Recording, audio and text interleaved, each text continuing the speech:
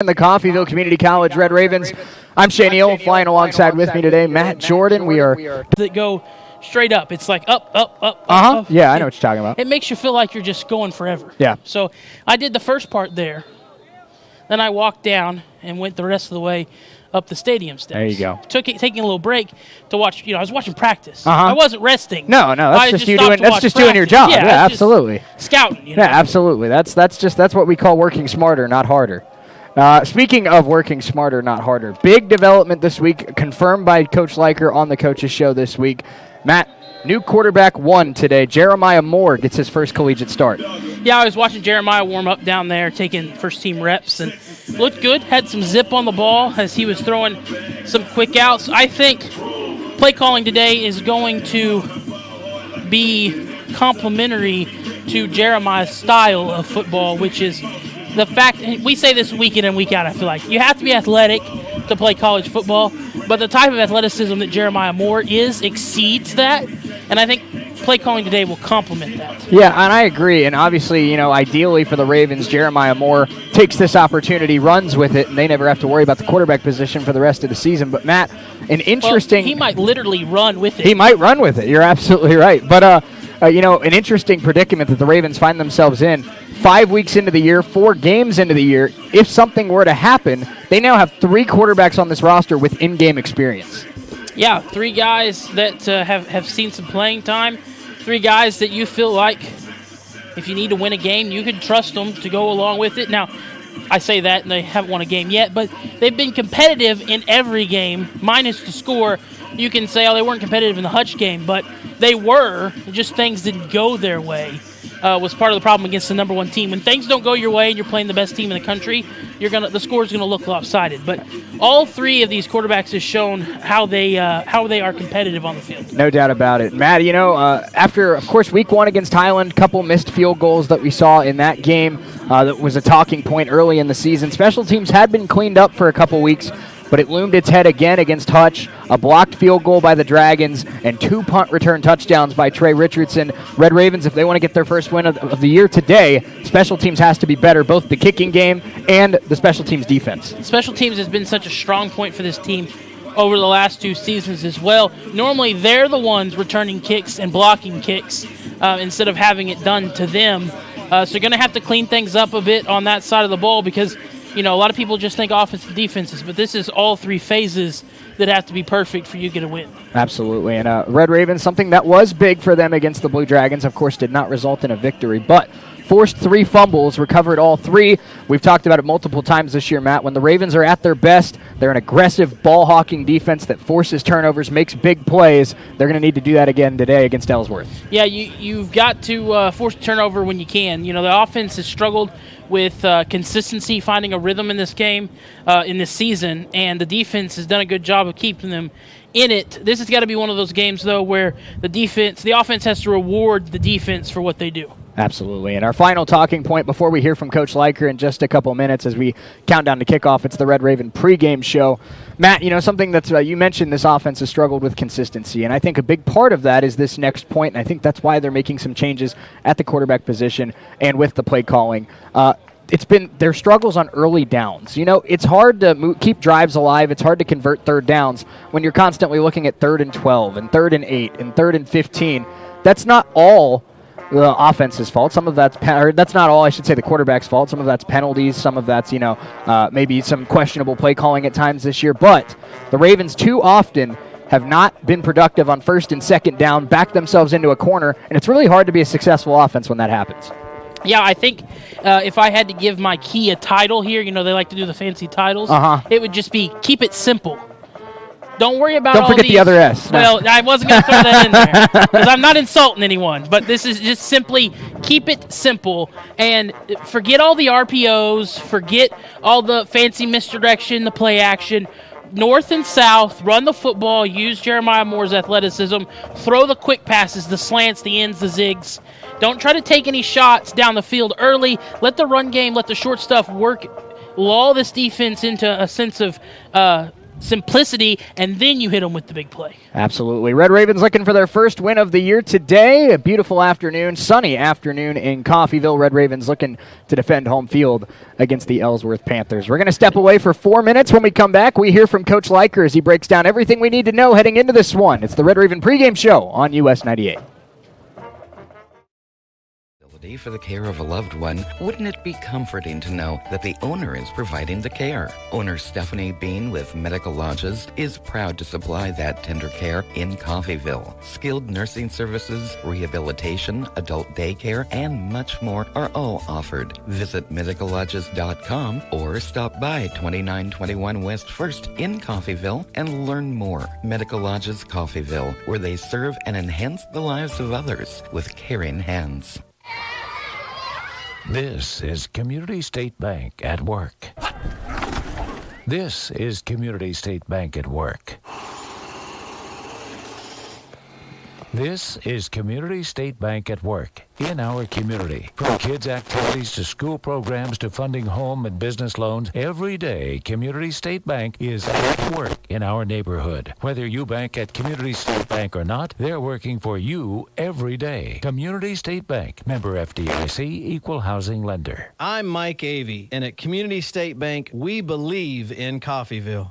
You have a choice on where to go and who you want to be. Here at Coffeyville Community College, you can be you. We can make you workforce ready at one of our technical campuses, be a student athlete, join an honors program or an activity, have a voice with student government, and be involved with student life events. Our school believes in our red and white traditions, providing you with a quality education and preparing you for the next journey in life. Once you experience our campus, you know you've made the right choice. Let us help you make our story your story and become Raven proud. Shop from the area's largest selection of adult beverages at the area's lowest prices. Shop Gillum Liquor in Coffeyville. Save $4 a bottle on Jack Daniel's 175s, just $49.99. Seagram 7, $21.24. Sailor Jerry Rum, $20.99. And Most Wanted Vodka, $20.99. 750s of Crown Royal, only $28.31. And Fireball, $15.99. You can count on the coldest beer in town at Gillum Liquor, 1713 West 8th in Coffeyville. Voted the hottest in the Ville 2 years in a row. This is Meat Mountain, and up there on the summit awaits the all-new Filet-O-Lay Steak Bowl from Taco Mayo. A heaping bowl filled with Mexican favorites and literally erupting with filet mignon. The Filet-O-Lay Steak Bowl can be yours if you make it past Chuck's Steak Canyon and the deadly sirloin abyss. Filet mignon beckons, my friend, on the meaty, mighty pinnacle of beefdom. The Filet-O-Lay Steak Bowl from Taco Mayo. Welcome to Meat Mountain.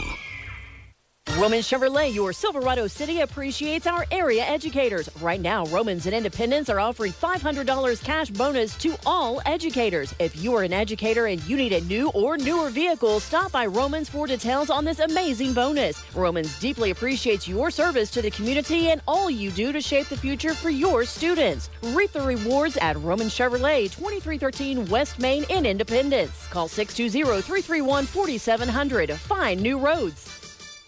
Make your home more comforting with help from Derailed Commodity. Update your flooring with the area's largest selection of in-stock carpet, luxury vinyl plank, tile, area rugs, and more in many styles, brands, and colors. New furniture always brightens a home. We have a great selection of furniture, including sofa sets, recliners, and mattresses. Economy to premium, in stock and ready to brighten your home. Shop now at your local Derailed Commodity Flooring and Furniture, Brazelton in Independence, Kansas, and Joplin and Butler, Missouri.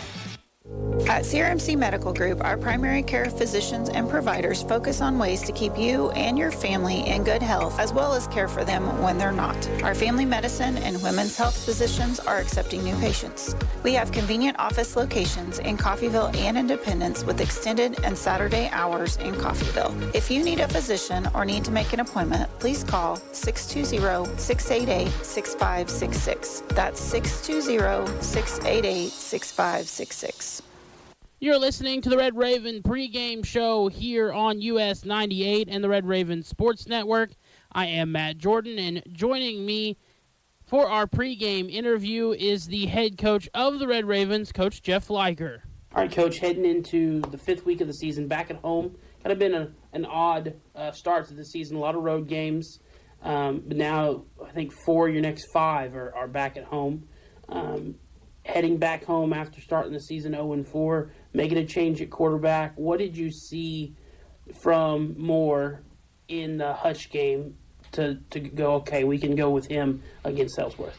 Well, just obviously he hadn't got to play before. I saw Jeremiah in high school, very, very athletic guy, not the biggest guy. And what we were trying to do early on anyway was do a little bit more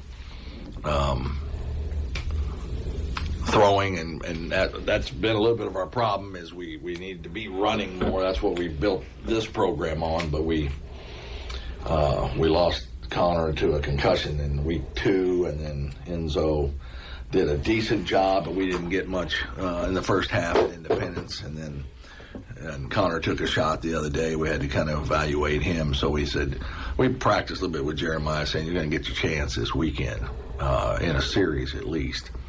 As it turned out, as he got to going and making people miss, he's just a guy that is an extra running back out there. He keeps your plays alive. He went out there against the number 1 team in the country and put together 170 yards of total offense, and didn't have a lot of time to work back there, so he's out scrambling, running, and hopefully he'll make a few more decisions with the ball this week. And it'll be exciting, though, to watch him play because he does bring a whole nother piece to our offense that just keeps us alive a little longer out there in a certain place that might break down.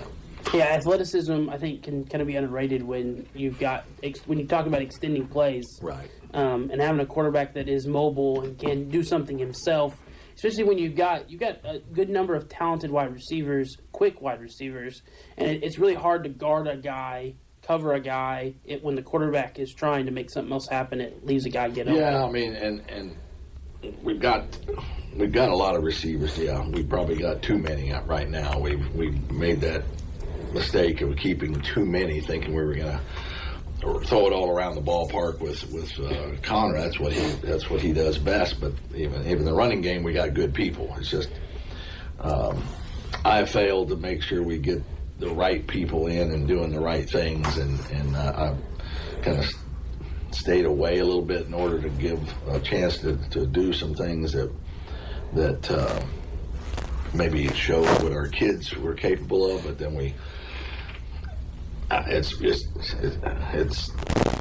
have a hard time kind of speaking about it because I've allowed it to happen, and that's the part that I'm having a hard time with, is the fact that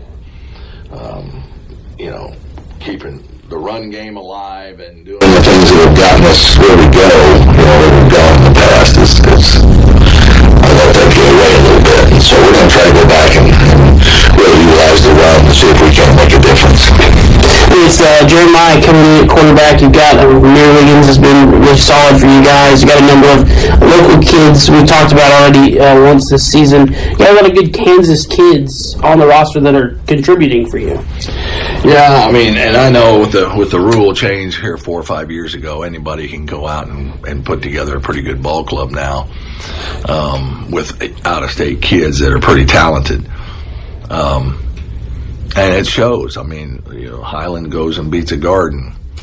Dodge is hanging in there beating Snow College 6-0 through 3 quarters. I mean, there's a lot of parity right now just because we've all got pretty good athletic kids.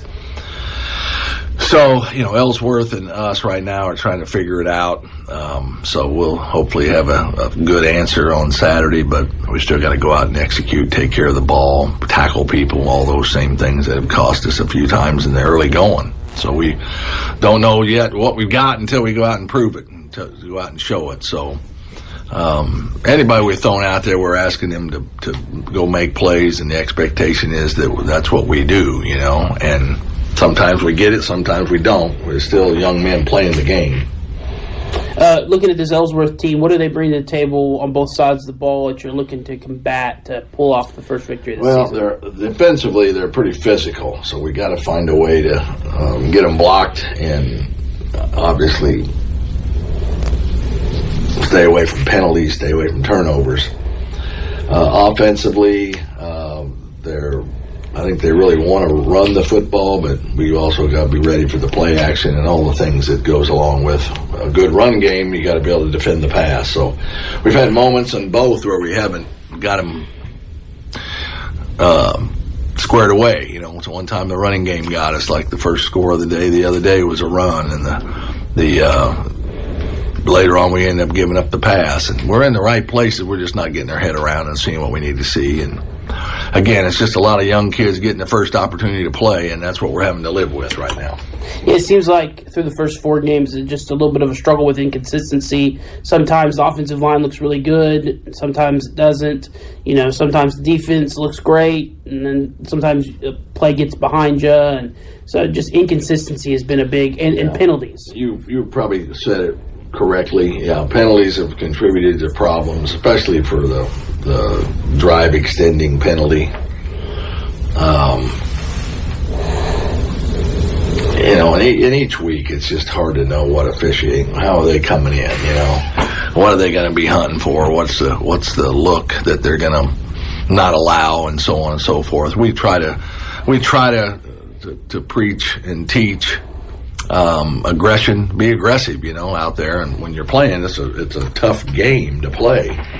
And sometimes they get a little over aggressive and get a penalty or something because of an unsportsmanlike or something. That we don't encourage that stuff. It's just sometimes in the heat of the moment it happens, so we're stuck with it. But I'm still looking for just a clean football game as far as going out and executing, taking care of the ball, blocking, tackling, protecting the quarterback on passing game, and getting it in the dang end zone. It just seems like it's just been a hard thing to get to this year.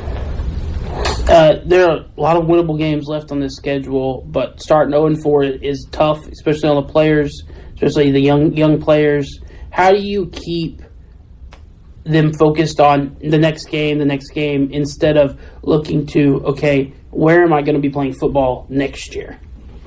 Well, we talk about that a lot with them. Nobody's going to come looking at you if you can't go out and perform. So we still got to go out and do our job, plus go to school and get your grades, because you can't have one without the other. So we've had a lot of discussion about that as well. And we're telling them, guys, we're gonna put the people out there that we feel like are still bought in. I mean, we're not going to waste our time with guys that are half in, half out. I mean, you're just telling me where your priorities are. So we make sure we talk about it. I'm reaching sometimes just because I don't know. It's just something I'm not been used to. But like I say, I have to bear the blame on just how this thing is all unfolded, just for one reason or another. All right, Coach. Well, good luck against Ellsworth. Hopefully it's the start of the next half of the season. Pick up a win. You can go from there and forget about the first 4 games. Yep, I appreciate it. Thanks again to Coach Leiker for joining us for our pregame segment with the coach. We'll take a break, and we'll be right back with more pregame as we get set for the kickoff here on US 98 and the Red Raven Sports Network.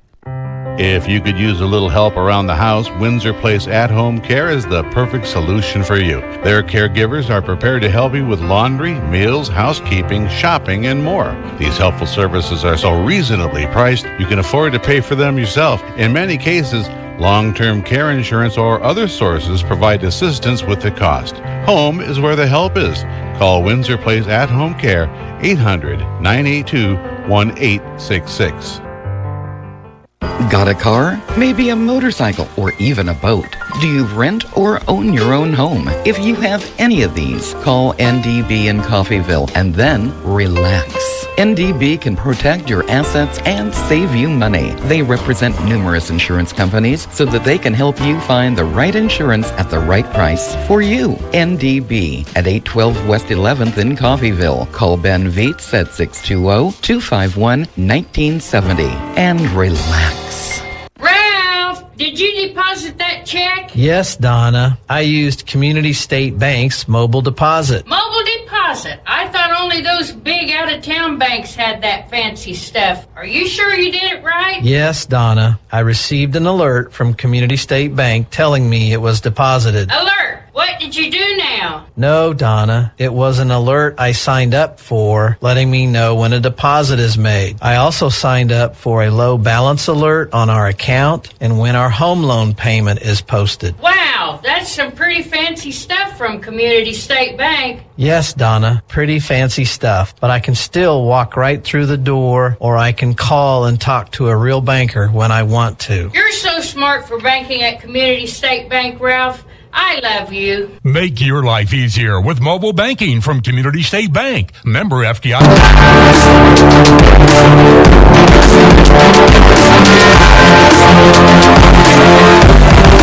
We can make you workforce ready at one of our technical campuses, be a student athlete, join.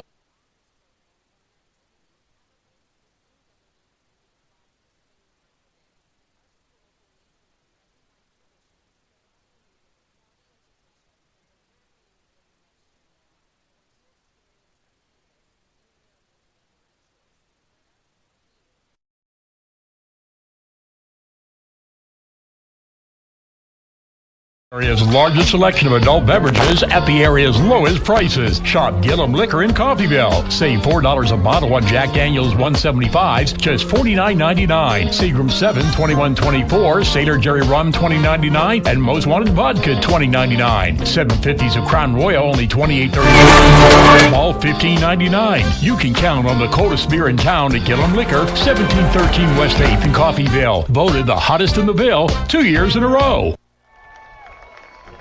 Back here on the Red Raven pregame show, Shane Hill, Matt Jordan alongside with me. Both teams taking the field, getting ready for this one here.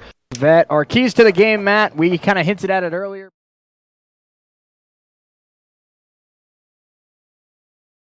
Running back out there, he can throw the ball. I think that's what you need to do. Take advantage of some of the talent you have at the running.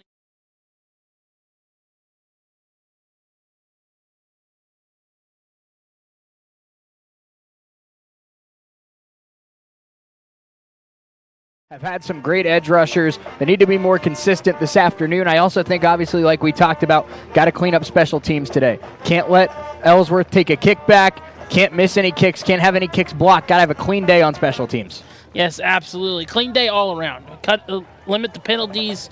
You just be clean all around, and I say set the tone early. Set the tone early. My final one, embrace the home crowd. Just the second true home game for the Ravens this year after, a struggle to start the season, 0-4 record coming into today. I'm sure it feels great for these guys to be back at home, and they need to take advantage of it here today. 3-year next 4 at home. So it's a good opportunity to pick up some victories turn your season at around. home and try to turn your season around. Absolutely. Red Ravens and the Ellsworth Panthers. 1-4 Ellsworth comes to town to take on the 0-4 Red Ravens. Jeremiah Moore gets his first start of the season, looking for his first collegiate win. Kickoff is in 30 seconds on US 98.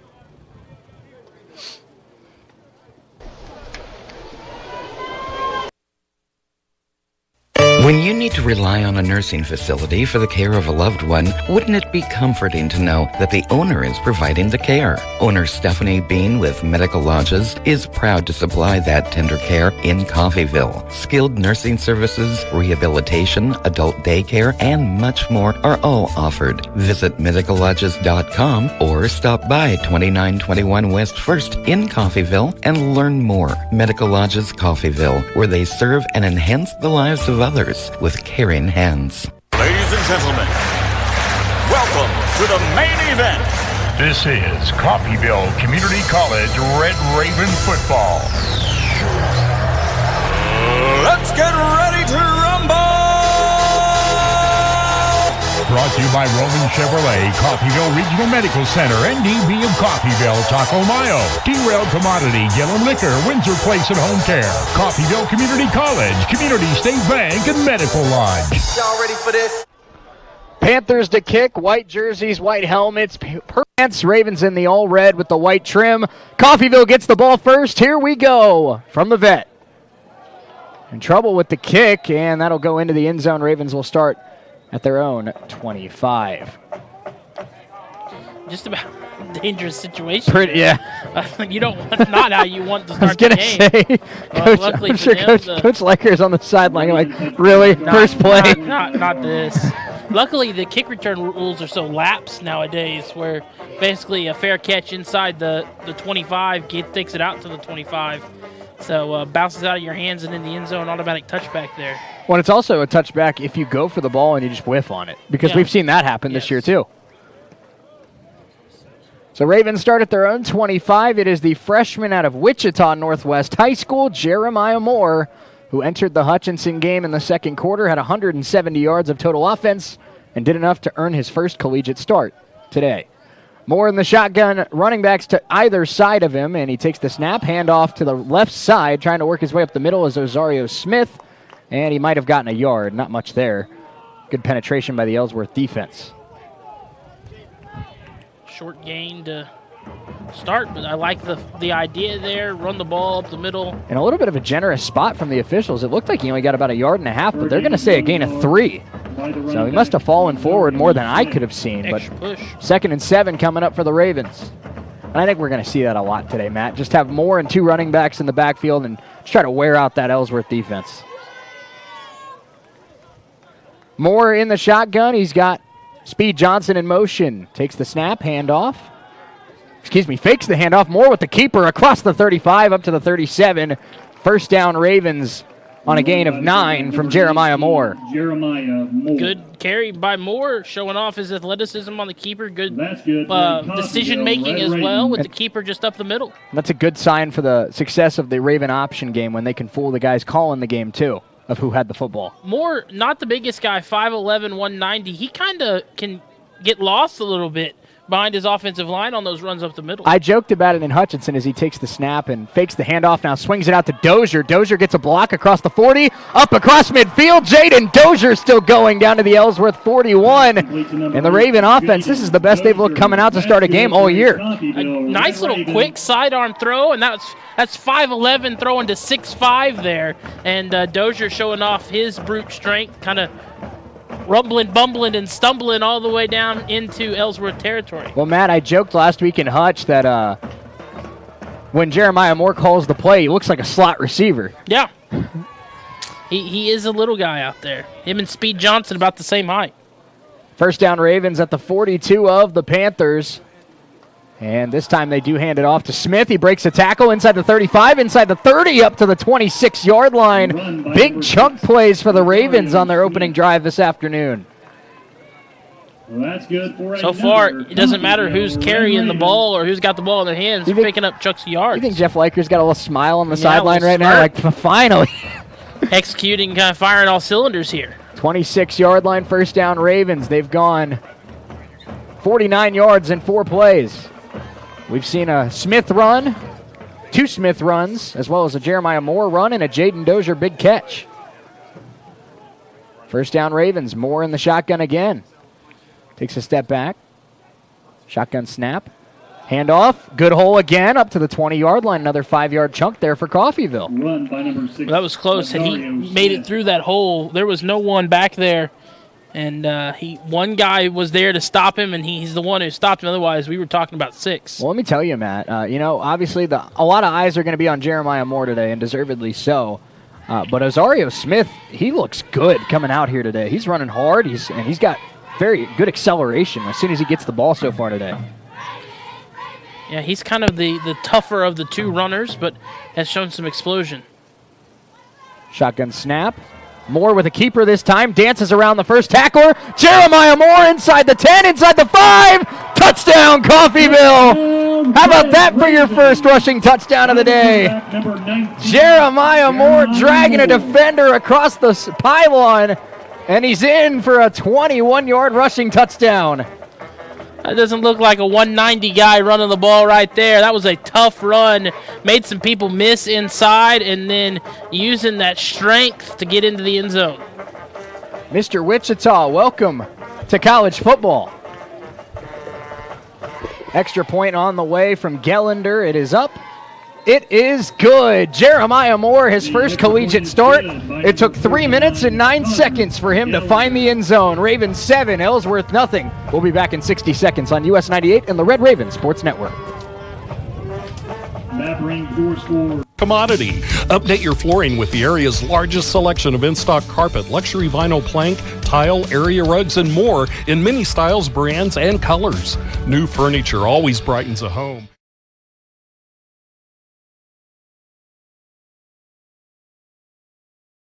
And ready to brighten your home. Shop now at your local Derailed Commodity Flooring and Furniture, Brazelton in Independence, Kansas, and Joplin and Butler, Missouri.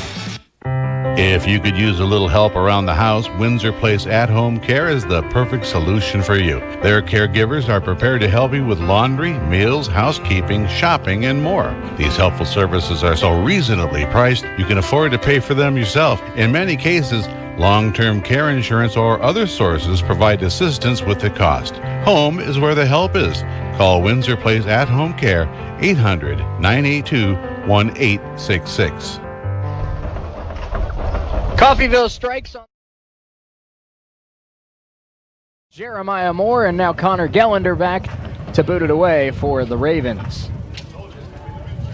And a little squib kick that is fair caught, and flag comes in late. Ravens tried to catch the Panthers off guard there with a little pooch kick there, Matt. Well, not to mention the fact that the wind is blowing at a pretty good pace. And up on the hill, it just adds that much more. It wasn't a fair catch. I didn't see him, so it can't be fair catch interference, but maybe I missed the fair catch. Oh, and the flag was a good about 10 yards away from the where the ball landed. Personal foul. Onside block. 9 for the kicking team. And a blindside block against the Ravens will be the call. Why is the kicking team blocking? That's my question. It's a good question to have. So Panthers will start with good field position, but Matt, I'll tell you what, getting the ball first, running the ball effectively with Azario Smith, Jeremiah Moore, of course, finishing it off. He had a nice pass play as well to Jaden Dozier. I mean, couldn't ask for a better start if you're Jeff Leiker. Couldn't ask for a better start if you're Jeremiah Moore.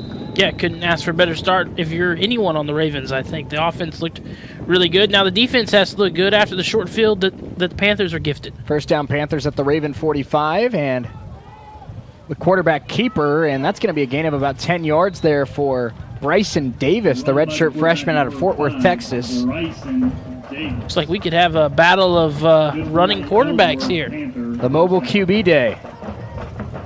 And with the wind, I mean, teams might not be throwing it as much anyway. 11:25 to go, opening quarter, 7-0 Ravens. Panthers in Coffeyville territory. Bryson Davis in the pistol with a running back behind him. That is Nigel Cheeks, the freshman out of Milwaukee. Snap. And a quick little screen pass. Ravens read that pretty well. They'll hold him to about a 3.5-yard gain. Pass complete to number 88, July Parker. Catch was made by July Parker out of Chicago. Playing an Iowa team, you get little different states represented. Yep. And July's got 60% of his name is accounted for by vowels. That's a pretty high ratio. That's a Matt. great stat. That's a great stat. Bryson Davis in the pistol again, looks to the sideline for the play call. And he might have gotten an offsides jump. Matt, that was Jabari Tiller. He's been aggressive from that spot, rushing in on those corner blitzes, and may have just been a little bit too aggressive. 54 defense. 5-yard penalty. 5-yard penalty, second down. That'll make it 2nd down and 1 coming up for the Panthers. And that was definitely unabated to the quarterback, which is why they stopped the play there, because Tiller was free. That wasn't going to end well. And I was going to say, in a player with Tiller's speed, he was going to get there. That was not going to end well for Davis. Panthers at the 26 of the Red Ravens, trying to answer the opening drive. Touchdown by Coffeyville. Bryson Davis in the pistol. 3 of the first 4 snaps here for Ellsworth. They've been in the pistol formation. And Davis tries to take off with it. He's going to have the first down inside the 25 to about the 21-yard line. By number 5, Bryson Davis, tackled by Something to keep your eye on, though, Matt. That's already the second play that we've seen in the first 4, where Davis only really looks for his reads for about 2-3 seconds, and if they're not there, he's very quick to go. Yep. These haven't been design runs, whereas Jeremiah Moore's plays were design runs or RPOs at least, and this with Davis, he knows he can take it if he needs to. 9.5 to go, first quarter. First down, Panthers at the 21-yard line. First handoff of the day to Nigel Cheeks, trying to get to the left side. He's got about 3 yards to the 18. Tackle by number 37, Wright. And Jacadrian Wright with the tackle, the linebacker, who's been getting more playing time after the bye week. We really didn't call his name much the first 3 games of the year, but played a lot against Hutch, had 6 tackles in that game, and there's his first tackle this afternoon. Always good to see when you got depth that you didn't know maybe you had as the season kind of progresses. Second down and 7. Davis takes the pistol snap. Pressure comes from the Ravens. Davis steps up, takes off inside the 15, and he's dropped at about the 11-yard line. It'll be a gain of about 6 yards, and it'll be third down and short coming up for Ellsworth. And again, Matt, he's quick to go, but that time it was kind of forced by the pressure. Yeah, which is you got to contain. That's an issue with a quarterback. Both these defenses are going to be worried about that tonight, or this afternoon, I should say, trying to contain the quarterbacks. Do you maybe see a guy like Landon Barrett or Jacadrian Wright spy on Bryson Davis as this game goes on? Third down and short, and it's third down and about a yard for the Panthers. They look to hand it off. Cheeks tries to make a man miss. It's going to be close. Ravens defended the line of scrimmage pretty good. We'll see where they mark it. Cheeks tackled by a flock of Red Ravens. And he marked him short. So good defense by the Ravens there on 3rd and 1, stopping a very shifty running back. Yeah, the offensive line just couldn't quite spread the defense enough for Cheeks to get up the middle there. So it'll be 4th down and short. Panthers looking to keep this drive alive, down 7-0 as we approach the halfway point of the first quarter. Our one score so far today, a 21-yard touchdown run by Jeremiah Moore. Shotgun set, running back to either side of Davis. And is this just a ploy to catch him off sides? I think they're going to run a play, and now a timeout taken by the Red Ravens. Coach Leiker knows this is a big play. He wants to talk it over. Let's take a 60-second break. We'll be right back on US 98 and the Red Raven Sports Network.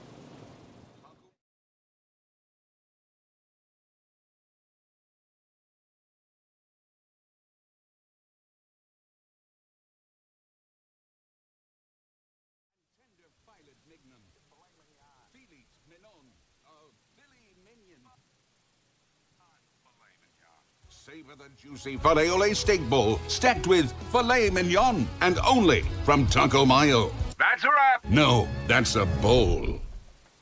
Got a car? Maybe a motorcycle or even a boat? Do you rent or own your own home? If you have any of these, call NDB in Coffeyville and then relax. NDB can protect your assets and save you money. They represent numerous insurance companies so that they can help you find the right insurance at the right price for you. NDB at 812 West 11th in Coffeyville. Call Ben Vietz at 620-251-1970 and relax.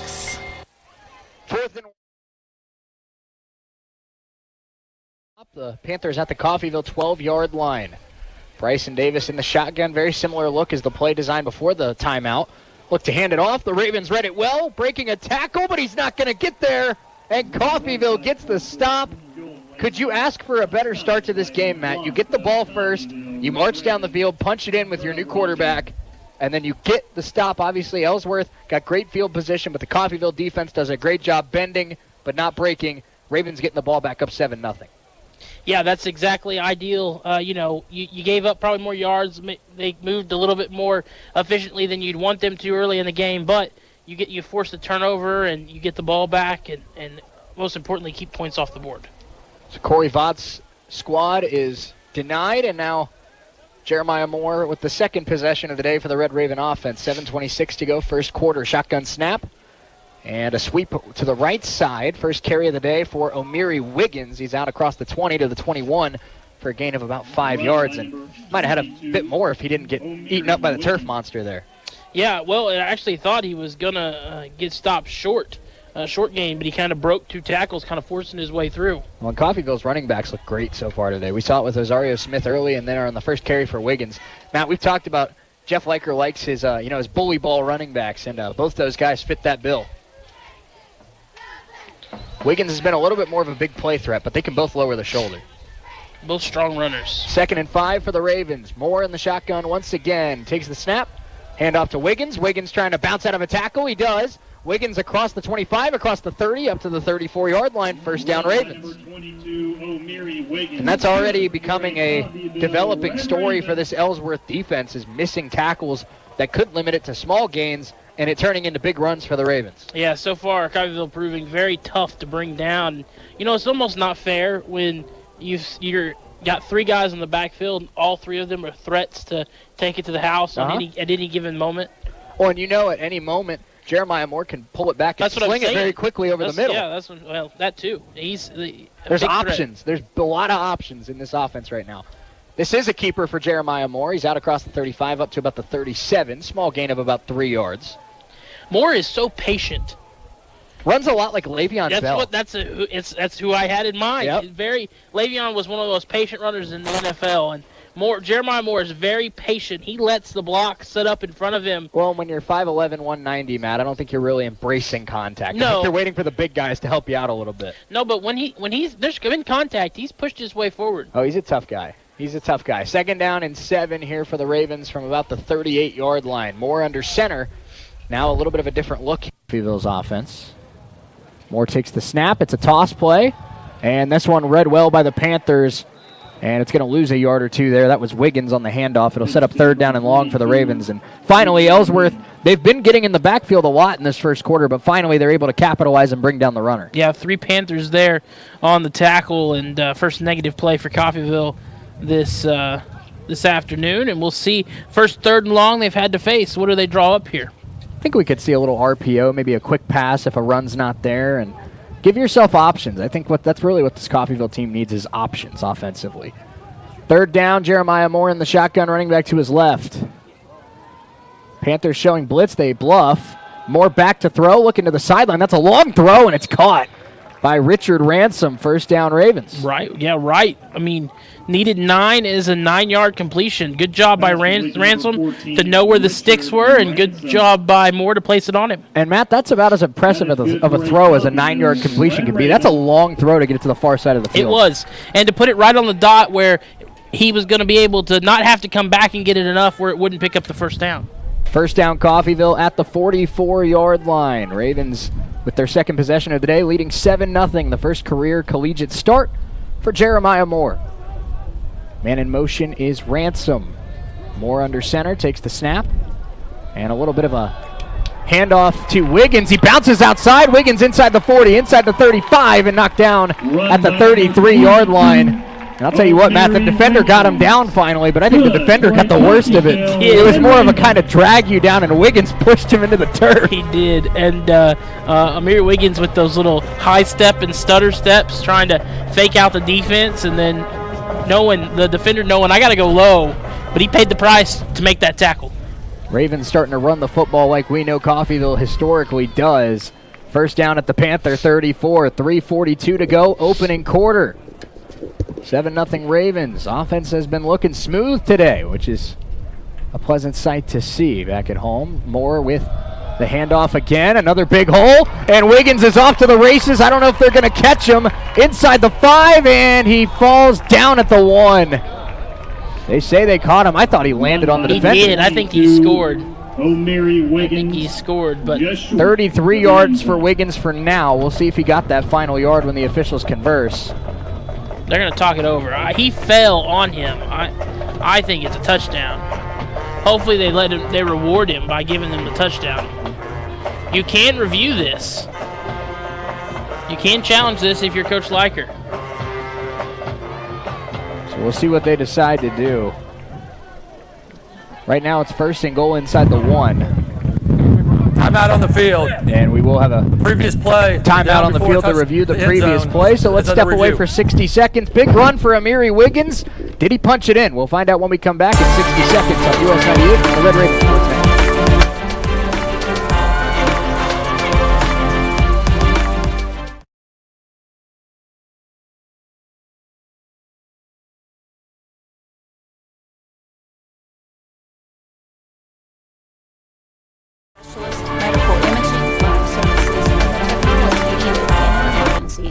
all right here. If you are faced with a life-threatening emergency, insist on the best and say, "Take me to CRMC."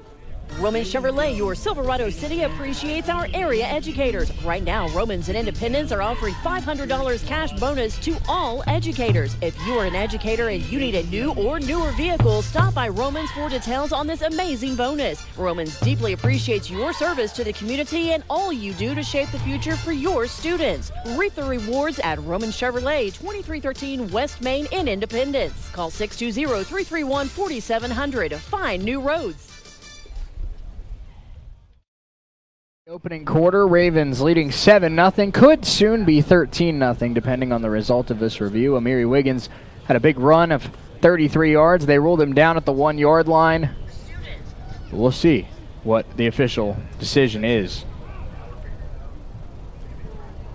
Right now, 1st and goal at the 1-yard line, but while they finish up this conversation, Matt, I mean, it hasn't, Jeremiah Moore has the touchdown, but Wiggins looks great.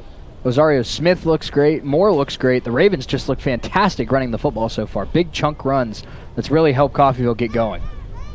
Yeah, I'm doing my own replay review here to see if I can see. And yeah, he doesn't look down there. The official Matt Jordan replay review? Let's try, I'll do my own official replay review because, you can watch this game on Red Raven Sports Network. And so I'm going to see what this looks like here. Freeze frame. So he's tackled. Andrew Elrod. Andrew Elrod's got his hands up in the air. We're calling touchdown up here in the booth. It's a touchdown. I don't think he's down. I'm watching this a couple of times. They don't call him Amiri Big Play Wiggins for nothing. Yeah, watch here.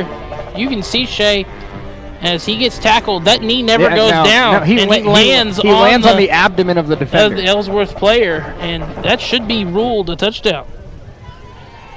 We'll see what the results of the review. Unfortunately, Matt, you and I both know all too well that call stands is the two favorite words of officials across all sports. I think it's going to stand, unfortunately. So Wiggins, good to see that Coach Liker's sending Wiggins back out there because I think they're going to try and let him get his touchdown. Previous play, down on the 1-yard line, stands. Yeah, they say stands. Yes. That's all right. You can be wrong. It's all right. we'll forgive you. Oh, man. They must not have the Red Raven Sports Network camera angles. No, clearly they don't have the Red Raven Sports Network angle because that was pretty definitive in my opinion. Yeah. Don't be caught with your pants down not watching the Red Raven Sports Network. That's what we learned here today. Get them the review. First down Ravens, Jeremiah Moore under center, 1st and goal at the 1-yard line. Moore hands it off to the fullback. The fullback powers his way across the goal line. Touchdown, Coffeyville. Their 2nd of the opening quarter. The Caney native, the former Sedan Blue Devil, Breck Long. Little hometown cooking on the touchdown right there. How about that? You go Bullpup to Blue Devil to Red Raven. Yeah. Love to see it. Breck Long in the end zone, and you love to see a 2-score Red Raven lead in the opening quarter, running the ball not just effectively, Matt, dominantly so far today. They've looked great. This is a pleasant sight to see. That is for sure. Extra point from Gellender, up and good. 14-0 Ravens, 2:41 to go in the first quarter. The former Sedan quarterback, Breck Long, punches it in from 1 yard out.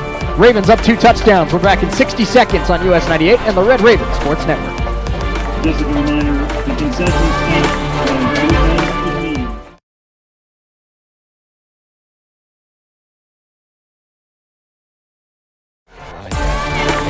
Coffeyville. Skilled nursing services, rehabilitation, adult daycare, and much more are all offered. Visit medicallodges.com or stop by 2921 West 1st in Coffeyville and learn more. Medical Lodges Coffeyville, where they serve and enhance the lives of others with caring hands. This is Community State Bank at work. This is Community State Bank at work. This is Community State Bank at work in our community. From kids' activities to school programs to funding home and business loans, every day Community State Bank is at work in our neighborhood. Whether you bank at Community State Bank or not, they're working for you every day. Community State Bank, member FDIC, equal housing lender. I'm Mike Avey, and at Community State Bank, we believe in Coffeyville. Ravens with a little squib kick that is bobbled and recovered at about the 34-yard line by Ellsworth. That's where the Panthers will take over. I'm Shea Neal, Matt Jordan alongside with me, US 98 in the Red Raven Sports Network. Happy you're with us here. We're about 12 minutes into this one, 2:41 to go in the opening quarter. And Matt, like you said, this could not have started any better for the Ravens. 2 drives, 2 touchdowns for the offense, and 1 stop for the defense. First start of the Jeremiah Moore era, off to a pretty good start. Yeah, off to a great start. And unfortunately, Amir Wiggins doesn't get the touchdown. He'll score plenty of those. I was going to say. I'll accept it. I'll accept the no call to get the opportunity for Breck Long to score a touchdown. And I got to think, you think they pull the tape on that, throw it to the side and let the young man keep his first ever touchdown? Yeah, they might have. I sure hope they did. First down, Bryson Davis back to throw, rolling right, pressure coming from Kyle Bryant, and Davis able to shed the tackle and pick up about 3 yards. Run by the quarterback. There's mobile quarterbacks, and then there's Bryson Davis, Matt. This isn't a mobile quarterback. This is a running back that sometimes throws the ball. Yeah, that is kind of how it looks. And I've heard a lot of people accuse Lamar Jackson of not having a second read. This is what NFL fans accuse Lamar of. Yes, yeah. This is. But it's effective. It's effective. I mean, it's not to say that it's not been effective. You got to be an athlete to be able to run the ball at the college level. So credit where it's due. Second down and 8 for the Panthers. Ravens show blitz off the right side. That pass is high, and was it picked off? Yes, it was. Interception by the Ravens. That is Kyler Christmas, who had the fumble recovery touchdown against Hutch. Matt, he's quickly becoming a big play weapon for the Raven defense, and took a tumble there on the chest bump there after the interception. That's why DBs are encouraged not to chest bump the defensive line. Absolutely. Yeah, I think it's fitting to say that Christmas with the gift to the Red Ravens. Holiday season started early, Matt. Yeah, Christmas came early with the pick there. Little gift to the offense, let them back out on the field and try to add some more points. And now we could be looking at 3 scores for the Raven offense in the first quarter when there's been quite a few games this year where the Ravens haven't had 3 scores in a game. 21 is the most they've scored in a game. Jeremiah Moore fakes the handoff, looking over the middle. That ball is caught. Down to the 20-yard line. Moore took a hit, stood in there, delivered a dart. Pass complete to number 81, David Ramos. That's a tough catch. And that was a very tough catch. What a catch by the freshman, 6'5" freshman, David Ramos. It helps when you got a big guy you can trust. You just let one there's a couple, up there to him. There's a couple 6'5" receivers on this Ravens team, and it's just like, put the ball in a one-on-one situation, and you feel like they can get it. I'm willing to bet Ramos played some high school basketball. It kind of looked like he was going up to get a rebound right there.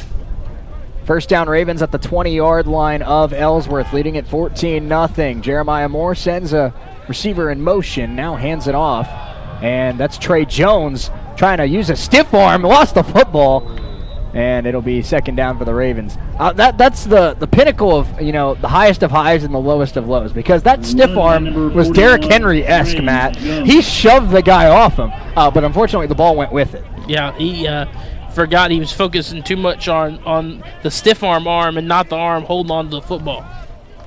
So second down for the Ravens coming up. They call it a gain of about a half a yard. Inside of 90 seconds to go here in the first quarter. Moore under center. He's got a fullback and a running back behind him. Ravens in no hurry here in this first quarter. Jones gets another carry, fights his way down to about the 16-yard line, gain of about 3. 41, Jones. Tackle was made on that play by defensive end Jalen Huffman. This is the most first half points this team has scored. Now this all 21 came in the second half. I mean, Matt, I'm not a big fan of the cliches in sports, but this does look like a completely different football team so far today. It does. 3rd down and 6 here for the Ravens. 40 seconds to go, first quarter. Moore pulls it back, the handoff. He'll take it himself inside the 15, down to about the 12. He might be about a yard short of the first down, but I'll tell you what, another play, Matt, where the 5'11 quarterback, and Moore's helmet came off on that play, so. Just good decision making, though. It is, and it's another play where we see the undersized quarterback lowering the shoulder and falling forward, and that's one of his most impressive traits so far. They'll go, I'm thinking, Breck Long going to come in and play quarterback for the play. 4th down, and it's a keeper, and look at him fight for it. He's going to be right at the sticks. We'll see where they mark it. My gut tells me he got there. They gave it to him. Okay.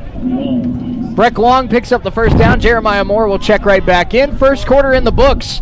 Ravens get 2 touchdowns and an interception. They lead at 14-0. They're pushing for their 3rd score of the game. We're back in 90 seconds on US 98 and the Red Raven Sports Network. 14, Panthers 0.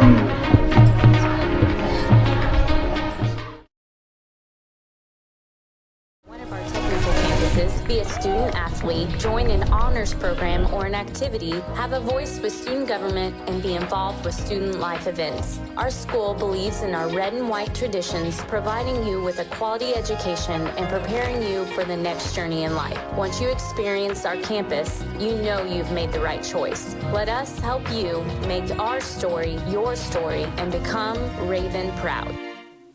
If you could use a little help around the house, Windsor Place At-Home Care is the perfect solution for you. Their caregivers are prepared to help you with laundry, meals, housekeeping, shopping, and more. These helpful services are so reasonably priced, you can afford to pay for them yourself. In many cases, long-term care insurance or other sources provide assistance with the cost. Home is where the help is. Call Windsor Place At-Home Care, 800-982-1866. Shop for the area's largest selection of adult beverages at the area's lowest prices. Shop Gillum Liquor in Coffeyville. Save $4 a bottle on Jack Daniels 175s, just $49.99. Seagram 7, $21.24. Sailor Jerry Rum, $20.99. And Most Wanted Vodka, $20.99. 750s of Crown Royal, only $28.31. And Fireball, $15.99. You can count on the coldest beer in town at Gillum Liquor, 1713 West 8th in Coffeyville. Voted the hottest in the Ville 2 years in a row. Back here, second quarter at the Vet. Ravens lead at 14-0 over the Ellsworth Panthers. Rushing touchdown by Breck Long, rushing touchdown by Jeremiah Moore, and they're driving once again inside the red zone. I'm Shea Neal, Matt Jordan alongside with me. Matt, we just got the first quarter stats. The Ravens averaged just a hair under 200 yards of total offense per game so far through the first 4 games. 188 yards of total offense, 139 on the ground in that first quarter. Yeah, I love those running numbers. 139 on the ground is a great first quarter. Moore under center, first down Ravens. Moore hands it, fakes the handoff, rolling right, play action pass. It's caught by Breck Long. Long dives, and he is ruled out just short at about the 3-yard line. They say he stepped out. It's a heck of an effort. Breck Long, he scored once, and now he's thinking about racking up the touchdowns. Yeah, he's trying to have a day. This whole scoring thing's fun. That was a athletic move. Long was so good playing 8-man football for Sedan 2 seasons ago. Sedan fans know all about Breck Long. Southeast Kansas football fans know all about Breck Long. That was a very talented Sedan team, and Breck was a big part of that, playing quarterback, but pure athlete. And what we've learned today is he might be QB4 on the depth chart because he took a snap. Moore under center, second down for the Ravens at the 3-yard line. Moore takes the snap, hands it off to Trey Jones. Jones stays on his feet and backpedals into the end zone. Touchdown number 3 for the Ravens. 3 drives, 3 touchdowns for Coffeyville back at home. And Trey Jones just sidestepping his way into the end zone. And a good to see the freshman out of Tallahassee, Matt. We really have not seen him much. We saw him a little bit against Highland, a little bit against Dodge, but we have not seen him as much the last couple weeks. And he's back, and he's very clearly been a part of their offense so far today. And, if moving to Jeremiah Moore seems to be like they're going to move to more of a run-heavy scheme offensively, you might need a third running back, and Trey Jones appears to be that guy. Yeah, I mean, that's what Coach Leicher likes to have is a stable of backs. And Jones is just a part of that. Extra point, no good. Ravens, though, up 20-0. 3 touchdowns so far early in this one. Trey Jones punches it in from 3 yards out. We're back in 60 seconds on US 98 and the Red Raven Sports Network. Commodity. Update your flooring with the area's largest selection of in-stock carpet, luxury vinyl plank, tile, area rugs, and more in many styles, brands, and colors. New furniture always brightens a home. We have a great selection of furniture, including sofa sets, recliners, and mattresses. Economy to premium, in stock and ready to brighten your home. Shop now at your local Derailed Commodity Flooring and Furniture, Brazelton in Independence, Kansas, and Joplin and Butler, Missouri. Got a car? Maybe a motorcycle or even a boat? Do you rent or own your own home? If you have any of these, call NDB in Coffeyville and then relax. NDB can protect your assets and save you money. They represent numerous insurance companies so that they can help you find the right insurance at the right price for you. NDB at 812 West 11th in Coffeyville. Call Ben Vietz at 620-251-1970 and relax. Under boots it through the back of the end zone, and the Panthers will start at their own 25. 20-0 our score.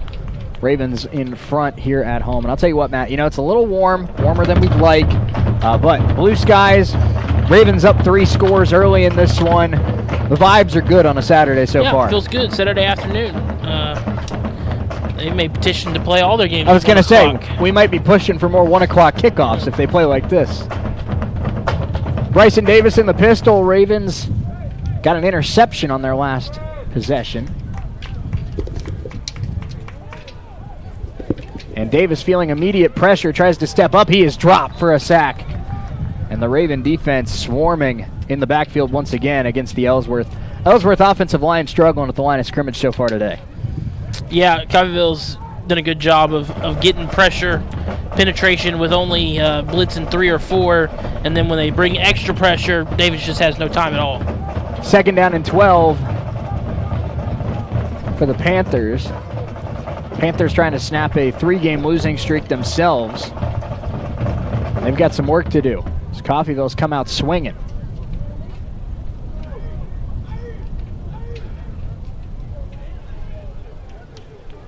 They get the snap off. It's a handoff up the middle and bouncing off the first initial contact, but not a lot there once again for the running back, and that was Calvin Swinney, freshman out of St. Louis. Devon Irving.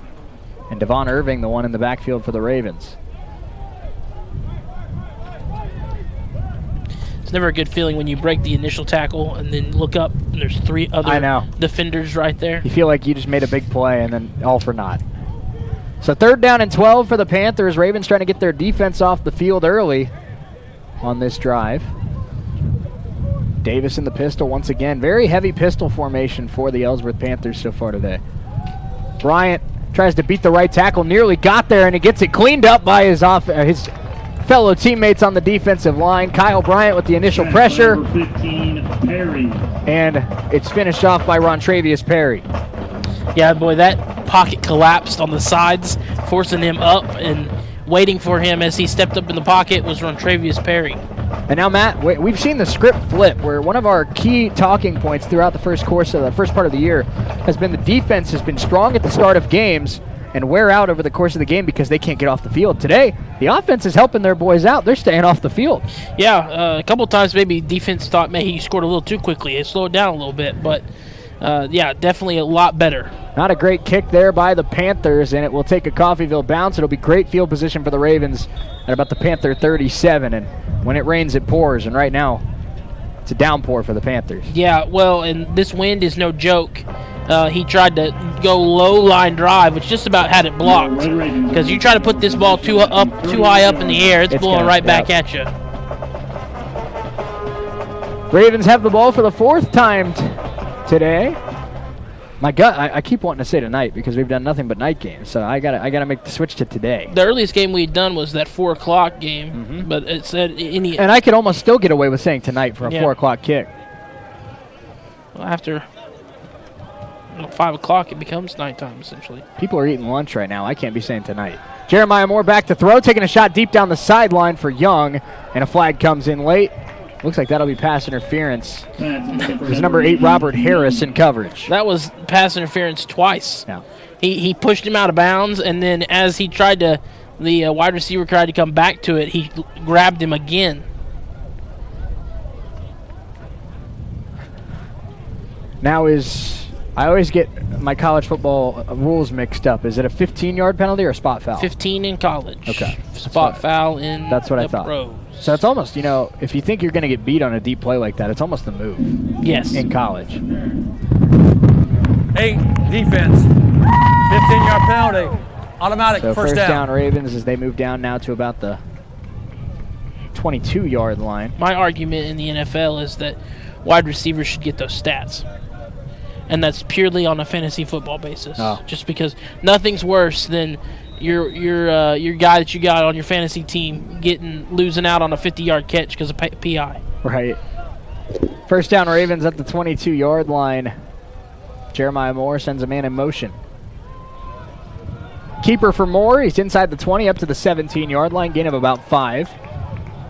He makes 5-yard carries look like nothing, man. Well, if that was supposed to be an option play, he actually made the wrong read because the defensive end was crashing in.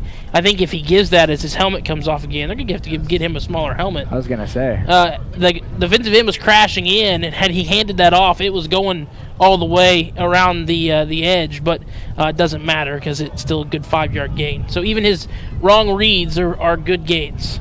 So second down for the Ravens, 2nd and 5. This is Enzo Tedesco, and he's going to throw. And he's going to complete it to Dozier inside the 10 for a first down. Pass complete to number 8, Jaden Dozier. So Dozier's got a pair of catches so far today. And they may let Enzo finish this drive. Nice little zip there by Tedesco. I think they are. I think they are going to let Enzo while they maybe finish find this Jeremiah drive. a smaller helmet. That's something. That's twice it's popped off.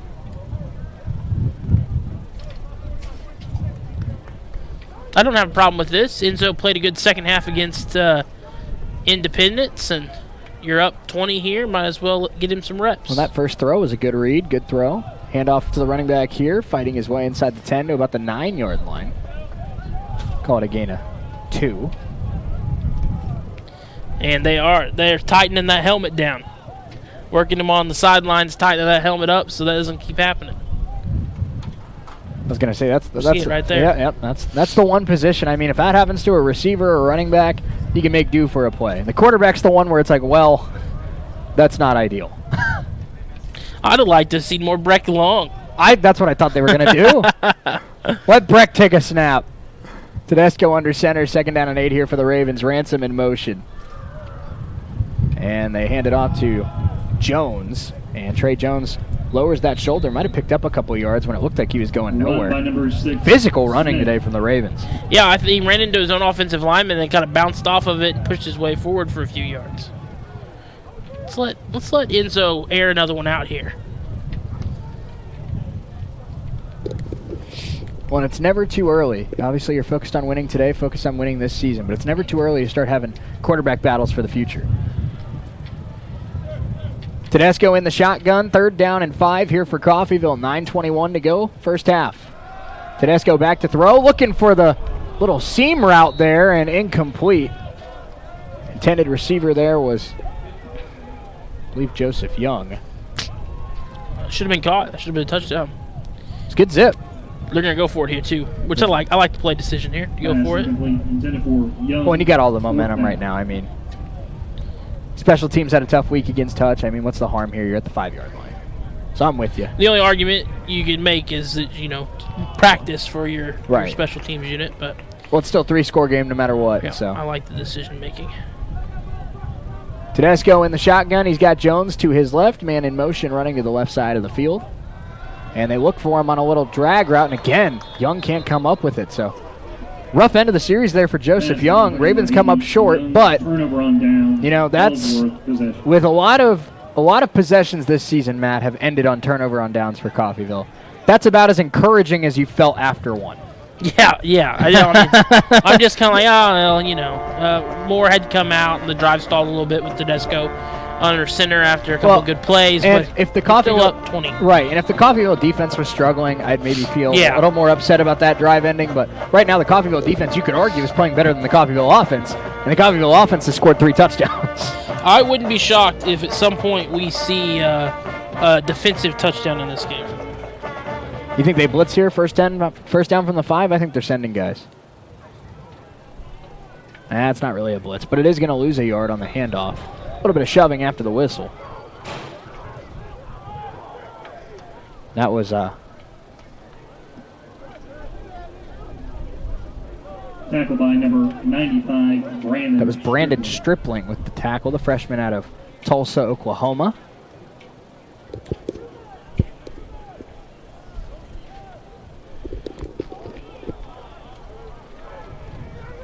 Could see some depth guys get some reps today, Matt. You never know when you're going to need guys down the stretch.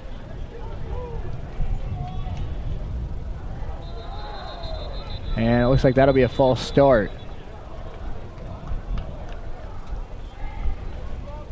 And if you can see, Matt, at edge rusher right now for the Ravens, they have false start. There's a lot of big guys on this roster, but they have the big guy in right now, defensive end, in Jalen Williams, number 24, 6'8", 225. He stands out down there. Yeah, he does. Yeah, he does. Hey, if Jay Herkelman needs an extra forward. We're number 24, too. We'll be talking to Jay Herkelman at halftime. If he needs an extra forward, I think I found him. Hey, you see that sometimes. At least depth piece on the old basketball team. 2nd down and 14 here as Ellsworth is backed up to their own 2. Keeper for Davis, and he fights his way out to the 1.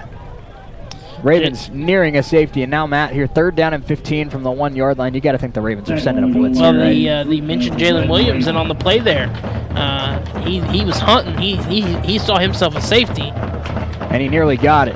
3rd down and 15 from the 1-yard line. Raven defense looks good, and now it looks like we're bringing in a lot of the normal guys that we're accustomed to. We see Landon Barrett, we see Rontravius Perry, we see the return of Kyle Bryant. Yeah, they want the safety if they can get it. Think we see Jabari come screaming in. 3rd down.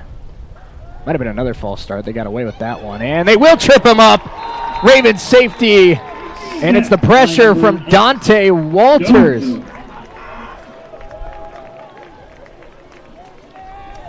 Number 8, Dante Walters was the one who got back there. That brings your score, Ravens. The Ravens lead at 22-0. So offense doesn't score, but the defense does. Right, the offense just stalled out just so the defense could get their safety. Get the safety. I mean, that's just good team football. A lot of team players in that Coffeyville locker room, Matt. Yeah, Offense didn't want to score all the points today. I did say I was getting a feeling we were going to see a defensive score. I think you said defensive touchdown. I might have. Defensive. That's what I was thinking. Pick 6, but I'll take the safety. Your take was good, but let's not act like you're Houdini out here. No, well, because what I was thinking was not what we got, but I'll take it. Absolutely. Well, the Ravens so far, we still have 2.5 quarters to keep the streak going, but so far the Ravens in every home game they've played this year have a pick 6. There you go. One game prior to this. And it was Jabari Tiller who housed it. Also, we're at 22 points, the most points they've scored in a game. And they did it in 22 minutes. 22 is wild today, Matt. 22 points, 22 minutes. About 22 degrees higher than what it should be today. So now the Ravens will get the ball right back following the safety.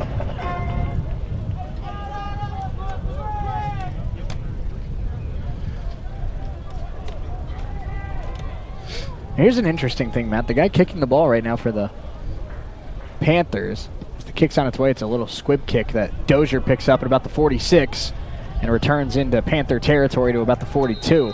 That was Joel Lacey, the sophomore running back from New London, Iowa. Returned by number 8, Jaden Dozier. Well, maybe an injury to their kicker? Well, maybe because of the wind, Lacey just has that style where he's going to kick it on the ground, and they're not trying to play with this wind.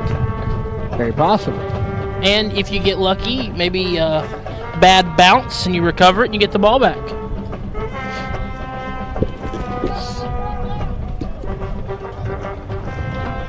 So Ravens have the football, 22-0, and Jeremiah Moore back in there for Coffeyville. Shotgun snap, back to throw is Moore, taking a shot down the field for Joseph Young, and he's got it in stride. Touchdown Ravens, an absolute dart from Jeremiah Moore, and Joseph Young pulls that one in for a 42-yard touchdown. Didn't drop that one. He had a couple earlier this season that he just couldn't hold on to, but held on to that one, scored the touchdown, and then flipped himself into the end zone. Matt, I won't say this is an audition for Jeremiah Moore, because that was the Hutch game. But this is quite an impressive second act. Yeah, this is, hey, thanks for going with me, and let me show you why it was the right decision. I was going to say, this is Jeremiah saying, let's go with me next week, too. Yep. Gellender in for the extra point. 28-0, looking to add on another point. Up and good. Ravens in the end zone, one play. Jeremiah Moore to Joseph Young, 42-yard touchdown. Coffeyville 29, Ellsworth 0. Ravens clicking on all cylinders today. We're back in 60 seconds on US 98 and the Red Raven Sports Network. Coffeyville Red Ravens 29, Ellsworth Panthers 0.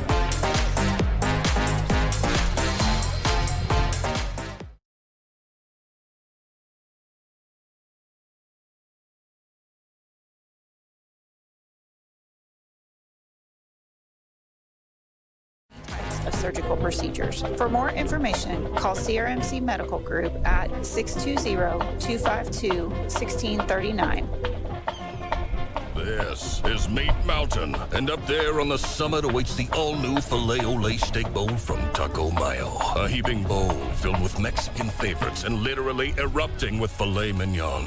The Filet-O-Lay Steak Bowl can be yours if you make it past Chuck's Steak Canyon and the deadly sirloin abyss. Filet mignon beckons, my friend, on the meaty, mighty pinnacle of beefdom.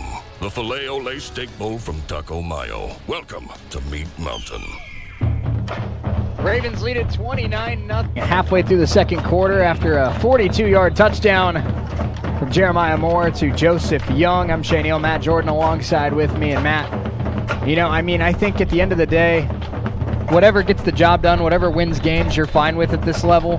But it's pretty cool that a freshman from Wichita is the one having so much success today for the Ravens at quarterback. Yeah, it just adds the element. Kansas kid, and he got the opportunity last week, and he's really running with it. I'm sure Ellsworth can't wait to switch sides of the field in the second half because Gellender's booming him out of the back of the end zone. Yeah, that's the difference. First quarter, Gellender was doing kicks on the ground and little pooch kicks.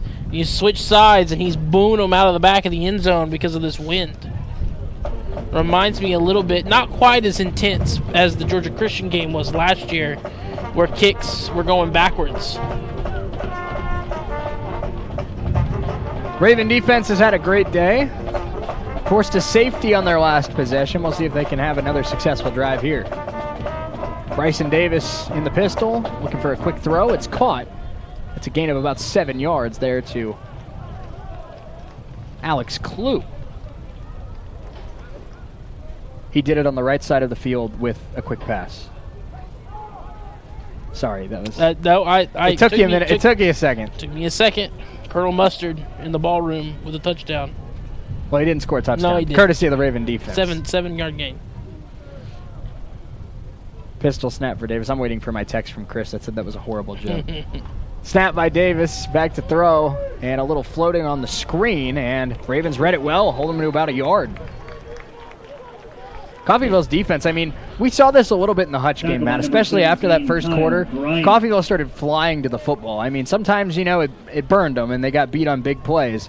But they were flying to the football, and we're seeing that again today. Well, Travion Williams held him up by grabbing his jersey, and then Kyle Bryant came in and laid down the boom to stop him short of the first down. Third down and about 2 for the Panthers. And they look to hand it off to Cheeks. Cheeks trying to get to the edge, and he's chopped down. Rontravius Perry again. Number 15, Rontravius Perry. Had a sack on the last possession and gets a tackle for loss here to bring up fourth down for Ellsworth. Big play to stop the no gain there on the run by Cheeks. And if Perry missed that tackle, he had the first down and more. So now down to 5:40 to go, first half, fourth down and 1. And when you're down 29-0, what do you have to lose?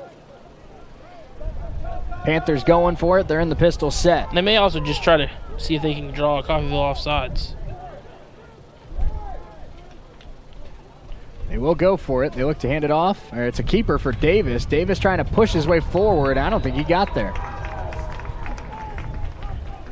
Tackled by a group of Coffeyville Red Ravens. That's always one of my favorite things, Matt, when a PA guy says tackled by a group. You can't even tell who did it. That's how many were in there. How many were there.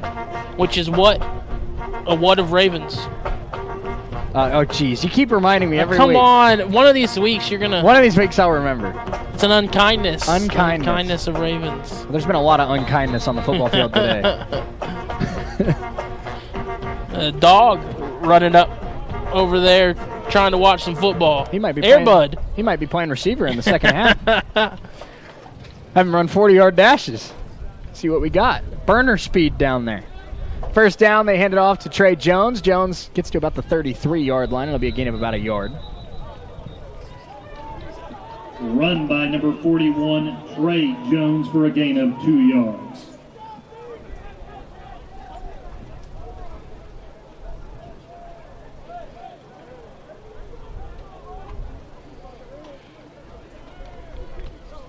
Second down and about 8 here for the Ravens. As we go under the 5-minute mark to go in the first half.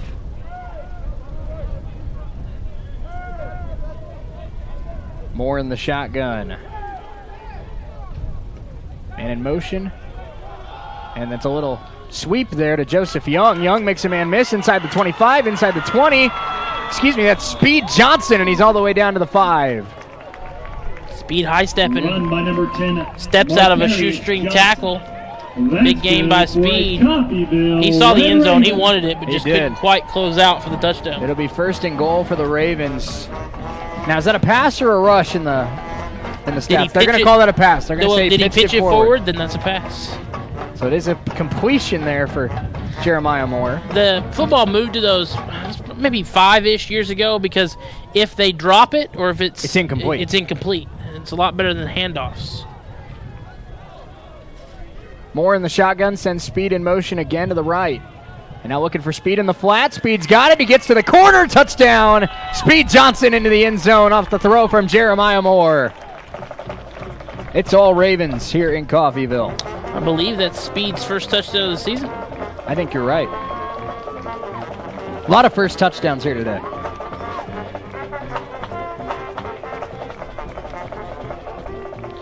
Gets another one in this game. It'll only be 5 weeks late on the promise he made. Yeah, that's right. Yeah, for those that are new to the Red Raven Sports Network or new to US 98, I met Speed on move-in weekend, as that extra point is up and good. I met Speed on move-in weekend. I told him I'd give him a shout-out on air if he could score 2 touchdowns against Highland. Well, he's 1 touchdown away from 2 touchdowns against Ellsworth in week 6. But it's the effort that counts. Yes. 36-0 Ravens after Speed Johnson finds the end zone. We'll be back in 60 seconds. All Ravens on US 98 and the Red Raven Sports Network.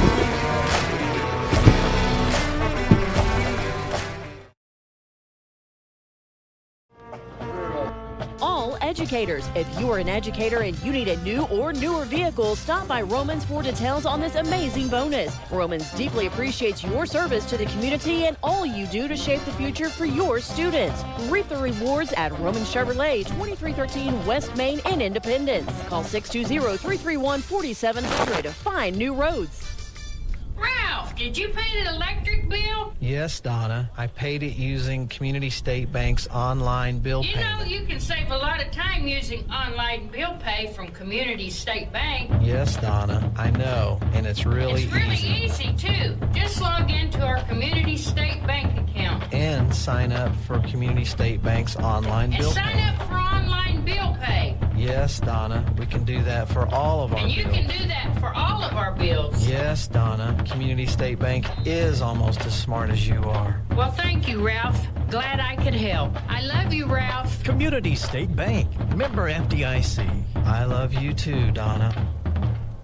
At 36-0, 3:54 to go first half. That kick into the end zone from Connor Gettlander, and the Panthers will once again start at the 25. And Kickoff, Matt, I have fun every week covering the Red Ravens, but I'm having even more fun this week. Yeah, this has been great. It's been great. This is enjoyable. Yeah, we needed this, just kind of pick-me-up game. It's good to see it happen at home. Right.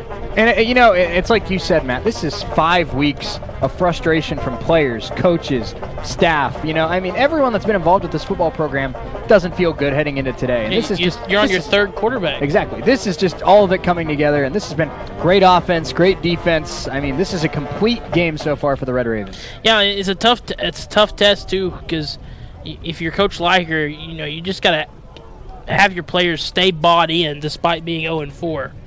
And I think you found your quarterback of the future. I think you have for sure. Handoff here on first down to the right side, and once again the Ravens read it to perfection. That's the freshman linebacker Aiden Dark with the tackle. And we're calling some names we haven't called all year, man. What I was going to say, the fun thing about this for these players on the Coffeyville sideline that maybe haven't got to play a lot this season, getting an opportunity in a game when they're up 36-0, because all it takes is really a handful of plays for them to be seen and maybe get a chance at another team at the next level. Absolutely. Second down and 12 here for the Panthers, and it's been tough sledding here for the Ellsworth offense today. That throw about 3 yards behind the intended receiver, Dominic McCarron. I love corners. Man, he's one L away from having such a cool name. Could you imagine a football player named Dominic McLaren? McLaren, yeah. That would be such a good name for a receiver. Like it's a receiver or a running back, yeah. That's so close to glory, man. But I love corners. Martavian Johnson down there, number 9 for Coffeyville. Yeah. That ball was nowhere close to the receiver, and when it fell incomplete, he kind of got in the receiver's face like he was the reason that it was incomplete. 3rd and 12 here. You got to love the mentality of a corner. Nearly a sack there for Williams. Jalen Williams brought pressure, but it is complete. Short of the first down, it'll be a gain of about 7 yards. 4th and 5 coming up for the Panthers as we go under 3 minutes to go in the first half. Exciting halftime coming up. Community State Bank Red Raven halftime show, and we'll be joined by the man in charge of the men's basketball team. Basketball, believe it or not, Matt, is just around the corner. And who better to talk to about it than Jay Herkel? Yeah, well, I can't think of anyone as far as men's basketball goes here at Coffeyville. And, yeah, it's closer than you'd think, despite how hot it is outside. It doesn't quite feel like basketball. Air-conditioned gyms are a welcome sight coming soon. Kick is here. They get it off, and I believe that's going to be running into the kicker. Coffeyville went all out for trying to block that kick. Which will give them a first down. It'll give them a first down no matter what they call, whether it's running into or roughing. And if you're Ellsworth, any momentum you'll take it. You'll take it. Which it should be just running into.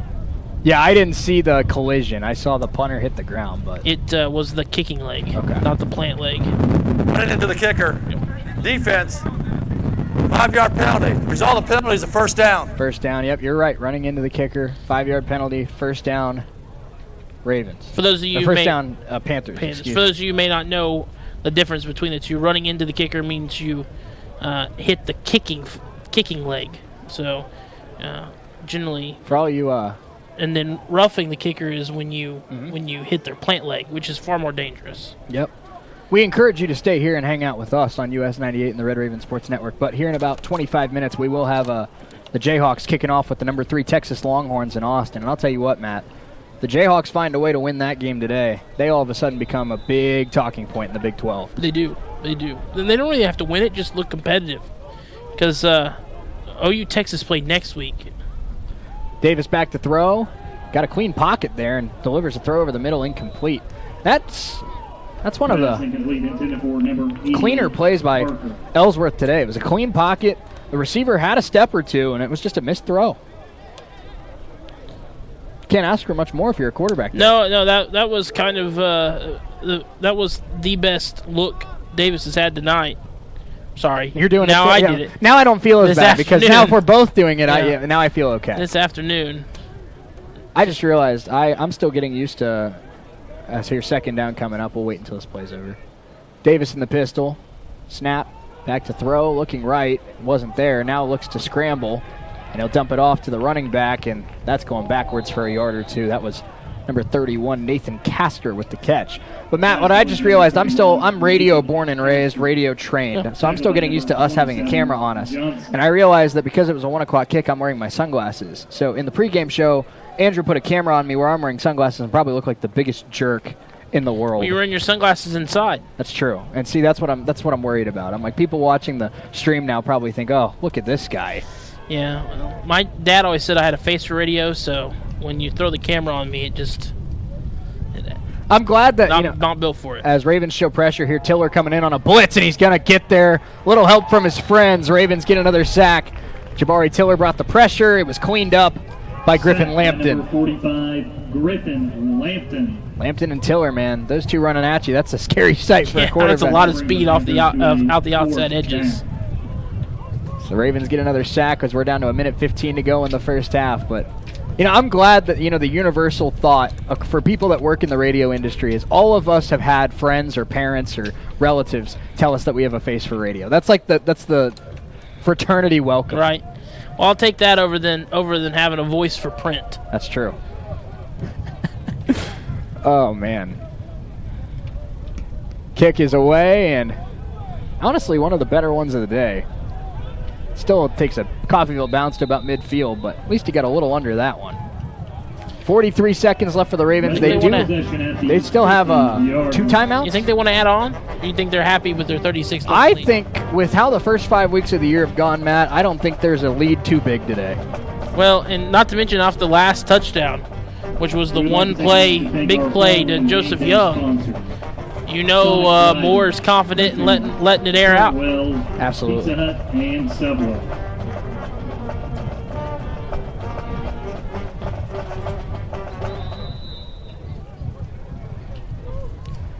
Jeremiah Moore under center, 43 seconds left. And the Ravens will hand it off. And a little bit of a hole there inside the 40, down to the 37-yard line goes Trey Jones. And we've seen a lot of Trey Jones today. Heavy dose of Trey Jones. Number 22, Wiggins. It was Amiri Wiggins. Oh, excuse me. That should have known. Wiggins. Big play. You're right. But we have seen a lot of Trey Jones today. And I think, the Ravens, one of the things that they've been fortunate with this year is Moore hurries up the snap, looks to throw down the seam. It's a dime and nearly pulled in. That was about as good as you could have thrown that ball. And just about brought in there pass incomplete by Jaden Dozier. Just couldn't quite bring it in one-handed. But I think, the Ravens have been very fortunate that they have not had many injuries to the running back room this year. Wiggins and Smith have stayed healthy for the course of the season. And I think that's why we're seeing Trey Jones a little bit today because, all running backs are one play away. Right. Well, it's a chance to showcase how talented he is. Absolutely. And I think we'll see that a lot in the second half here today. 24 seconds left. Ravens at the 37 of Ellsworth, leading at 36-0. Fake the handoff, looking to throw. Jeremiah Moore to the sideline. That is going to be caught. Nice catch there, tiptoeing the sideline. And I believe that was number 83, Hayes Miller, freshman. To number 83, Hayes Miller. No, a Kansas kid. That sounds like Kansas kid. That sounds like a Kansas kid. Hayes Miller. Yeah. That's a Kansas kid if I've ever heard it. So with the wind helping him out, Gellender could probably kick from here, Matt. Yeah. They still have 2 timeouts to play with. I bet they take a shot. I bet they take a shot here. Third down and 4, excuse me. Moore in the shotgun. Takes the snap, back to throw. Looking on the out route. That's going to be jumped and intercepted. And we'll see if Moore can flag him down. And he does. Moore said, you're not taking it back on me. That ain't happening. Justin Long with the interception, the safety for the Panthers. Moore tried to force one there, but he preserves the shutout, makes the tackle. Yeah, he said, you may pick it off, but you're not going to take it back to the house. Well, now the opposite here for the Panthers, where normally being at the 30-yard line would mean you get a chance at a kick, but with this wind, probably not. You don't even take a chance here. You just throw a couple to the end zone, hope you get lucky. Yep. Take it. You should have 2 plays here. If you're analyzing that play, what are you thinking there? I'm not upset with that throw by Moore. I think obviously that's like, last 2 minutes of a half. I'm not as harsh on interceptions. That's just him making trying too hard. Yeah. That's what that is. Yep. Simple as that. And you have to keep in mind this is his first collegiate start, so there will still be some freshman mistakes. Well, I like the effort to keep Davis holding the ball very long here. Now they might only have time for one play as they dump it off, and that's going to be the end of the first half. They dump it off to number 24, Joel Lacey, who's been playing kicker today. But it's 36-0 Ravens at the half. Coffeyville, Jeremiah Moore off to They're trying to say that they got a timeout off. They're going to give it to him. Really? But he definitely did not. I cannot believe he got a timeout. I watched. He was there. He was there with the official on the side. He was tackled when it hit one. And he was pounding that. Chance. I think they're just being generous and giving it to him. But he was ready. He was ready to hit that timeout. The band's ready to go to the break. The football team, half of them were back in the locker room. There's no way. He wasn't even down until 1 second left. Yeah, he was the coach. Ellsworth's coach was prepared. Coach Vaught, he was ready to. Are we going to see the Mike McDaniel sprint into the locker room? Timeout, Coffeyville. Timeout, Coffeyville. Now they'll take a timeout. Yep. It's a little petty favor. I love that. You call timeouts, we can call them too, buddy. And they're going to try to throw one up. You send about 4 defenders back here to stand on the goal line. And now we talked about it with the kicking game, Matt, but even throwing the ball 35 yards, the wind might take it. Disaster could strike here, too, for Ellsworth. This ball tipped, picked, or fumble on trying to let one go. We're about 8 seconds ago, we nearly saw a pick six the other way. There's been just about everything you could imagine in this game so far. It's only one half, too. I know. Feels like we've played about 5 quarters in 2 quarters. And they will. They're going to send. So I was curious to see this because we really haven't been in this situation before this year. It's full Hail Mary. Coach Liker's going with a full defensive back line. I was curious if he was going to bring out like one of his 6'5" receivers to try and bat it down. Put old number 24 down there on the goal line. But, after the whole Gronk situation, you never know. Here's the throw. Got some good numbers down there. It's tipped up in the air and knocked down incomplete.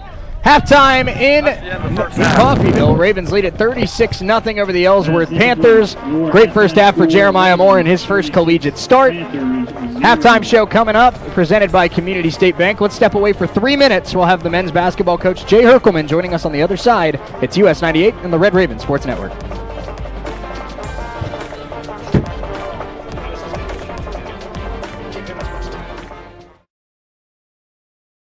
Medical Lodges is proud to supply that tender care in Coffeyville. Skilled nursing services, rehabilitation, adult daycare, and much more are all offered. Visit medicallodges.com or stop by 2921 West in Coffeyville and learn more. Medical Lodges Coffeyville, where they serve and enhance the lives of others with caring hands. And where to go? Coffeyville Community College. You workforce ready at one of our technical campuses, be a student athlete, join an honors program or an activity, have a voice in student government, and student life events. Our school believes in our red and white traditions, providing you with a quality education and preparing you for the next journey in life. Once you experience our campus, you know you've made the right choice. Let us help you make our story your story and become Raven proud. Shop from the area's largest selection of adult beverages at the prices. Shop Gillum Liquor in Coffeyville. Save $4 a bottle on Jack Daniels 175s, just $49.99. Seagram 7, $21.24. Sailor Jerry Rum, $20.99. And Most Wanted Vodka, $20.99. 750s of Crown Royal, only $28.31. And Fireball, $15.99. You can count on the coldest beer in town at Gillum Liquor, 1713 West 8th in Coffeyville. Voted the hottest in the Ville 2 years in a row. If you could use a little help around the house, Windsor Place At-Home Care is the perfect solution for you. Their caregivers are prepared to help you with laundry, meals, housekeeping, shopping, and more. These helpful services are so reasonably priced, you can afford to pay for them yourself. In many cases, long-term care insurance or other sources provide assistance with the cost. Home is where the help is. Call Windsor Place At-Home Care, 800-982-1866. Make your home more comforting with help from Derailed Commodity. Update your flooring with the area's largest selection of in-stock carpet, luxury vinyl plank, tile, area rugs, and more in many styles, brands, and colors.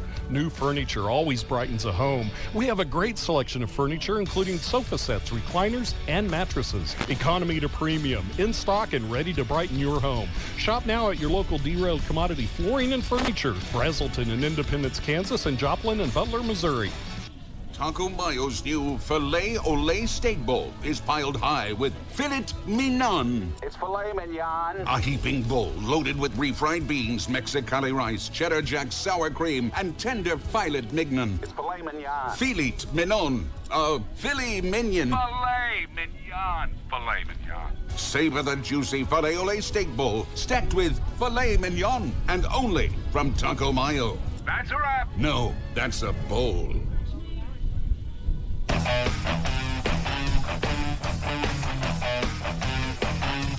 This is a KUSN radio sports production.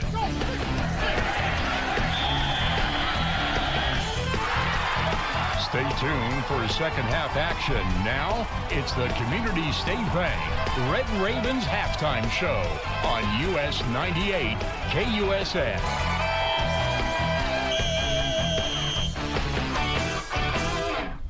Red Raven halftime show presented by Community State Bank. I'm Shay Neal. Matt Jordan will be joining us again in the second half. Ravens lead at 36-0 at the break. Jeremiah Moore off to a great start in his first career start. He's got 170 yards of total offense in the first half, and he's playing well. So are the Ravens. We'll have plenty more to dive into after this, but we've got, of course, a great opportunity to talk to Coach Leiker every single week at our Red Raven Coaches Show, Wednesday nights, 6 to 6:30 from Gigi's Burger Bar. Big thanks to Gigi's for hosting that every week, and I'm sure we'll have plenty of good things to talk about next week when Coach Leiker joins us from Gigi's. Again, the Red Raven Coaches Show, 6 to 6:30 on the mighty 690 KGGF. Now, we're just a couple weeks away from the start of basketball season.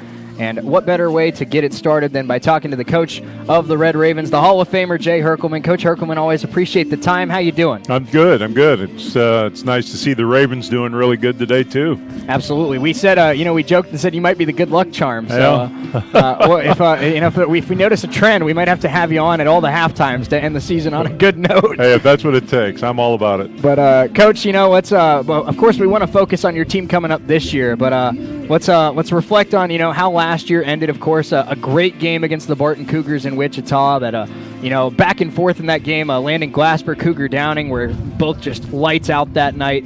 And of course, we're gonna, like you've talked about all season last year. A lot of great teams in this league. I don't think you necessarily played poorly, but I think you just ran into a really good Barton team that night. Yeah, you get to that point in the region tournament, and you're in the Final Four, and everybody's going to be good.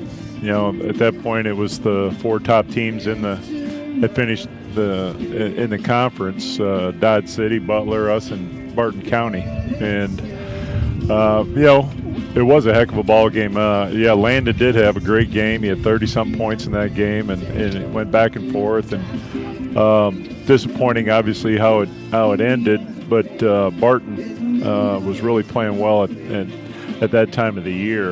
And then the next night they end up getting beat by Butler County, which I was happy for Kyle Fisher to win the region and to go to the national tournament and him take his team over there and get that experience of being at the national tournament as a head coach rather than the 4 times we were there when he was my assistant. Absolutely. And, Coach, something I'm still learning at the JUCO level, I went to a 4-year university, but the turnover, we're seeing it with the football team where, every year it seems like new quarterback, new running back, new key players on defense. It's very similar for you. It seems like every year you're seeing new players down in the post. You're seeing new players at point guard. You're seeing new players that are shooters on the wing. So who are some of the key losses from last year's team that were big players for you last year that will not be back this year? Well, obviously the 2 forwards that were leading scorers and both first-team all-conference guys, Jordan Wilde and Hayden Brittingham, and then Nate Johnson. And, all those guys were sophomores and moved on. Landon Glasper, we thought was going to be back with Sodi. And, about a week before school started, Sodi, who played on the 20 and under national team in Greece, that team did really well, and he played well, and he got seen by some people, and he was offered a pro contract over there in Greece, which they're pro levels. They get different levels of professional basketball over there. It's different than the United States. But it was a good opportunity for him to get involved or get into that pro team as a young man, and just keep going up through the different stages that they have over there. And then the day that school started, Landon Glasper informed me that he passed a class and was going to end up going to a Division I school, which at North Carolina A&T, which it's good for him. All these kids, they want to do that, but I just felt like if he came back, he could have probably ended up at a higher level than that. But that's what he chose to do. So, all those guys, were very valuable to us last year, important players for us. And Coach, that has to be cool for you to look at that side where you now have Nathan Johnson and Jordan Wilde teaming up at Lindenwood, and then you have Cam Shell and Landon Glasper teaming up at NCA&T. So kind of cool to see some of those those guys stick together for the next step of their basketball career. Yeah, when they're here, they developed good friendships.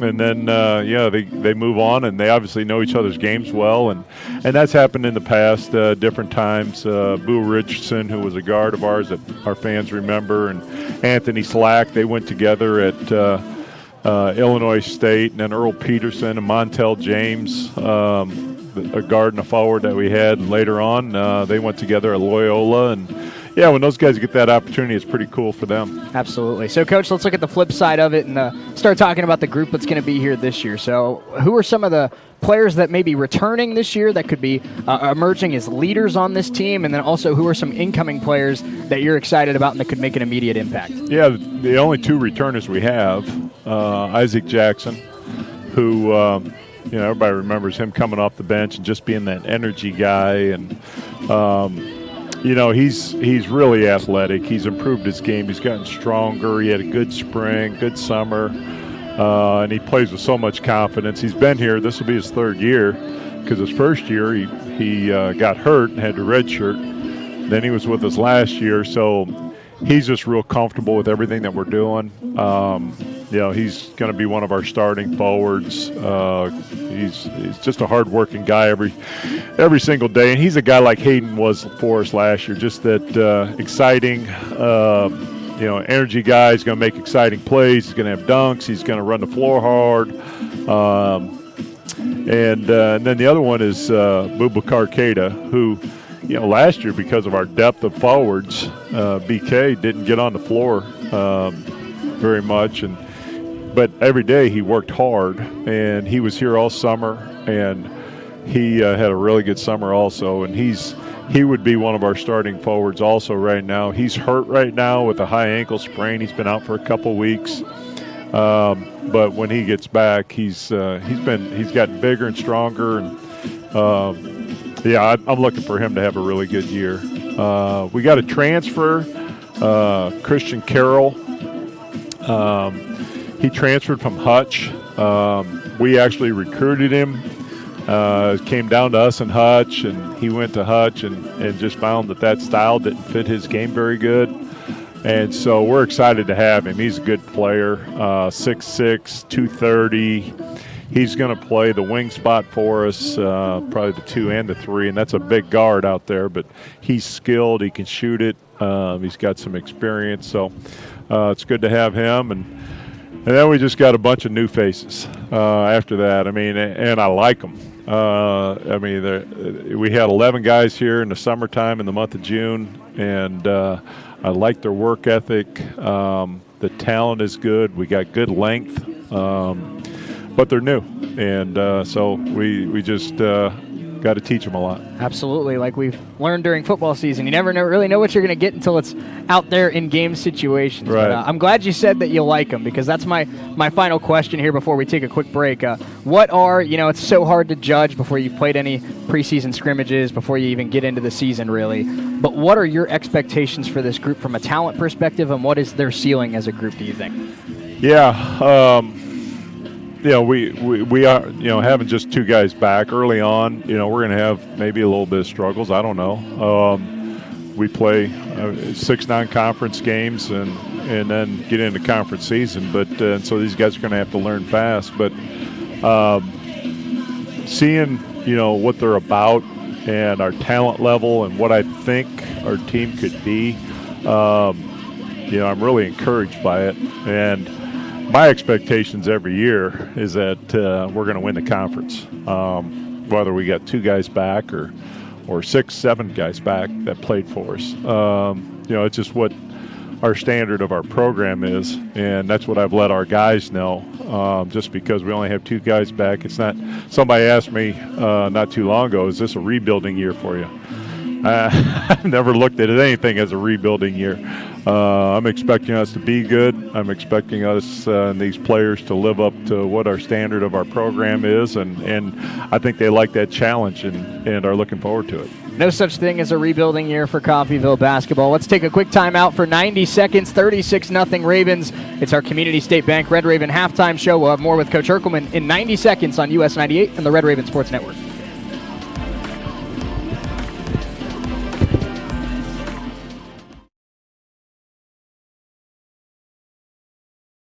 Then relax. NDB can protect your assets and save you money. They represent numerous insurance companies so that they can help you find the right insurance at the right price for you. NDB at 812 West 11th in Coffeyville. Call Ben Vietz at 620-251-1970 and relax.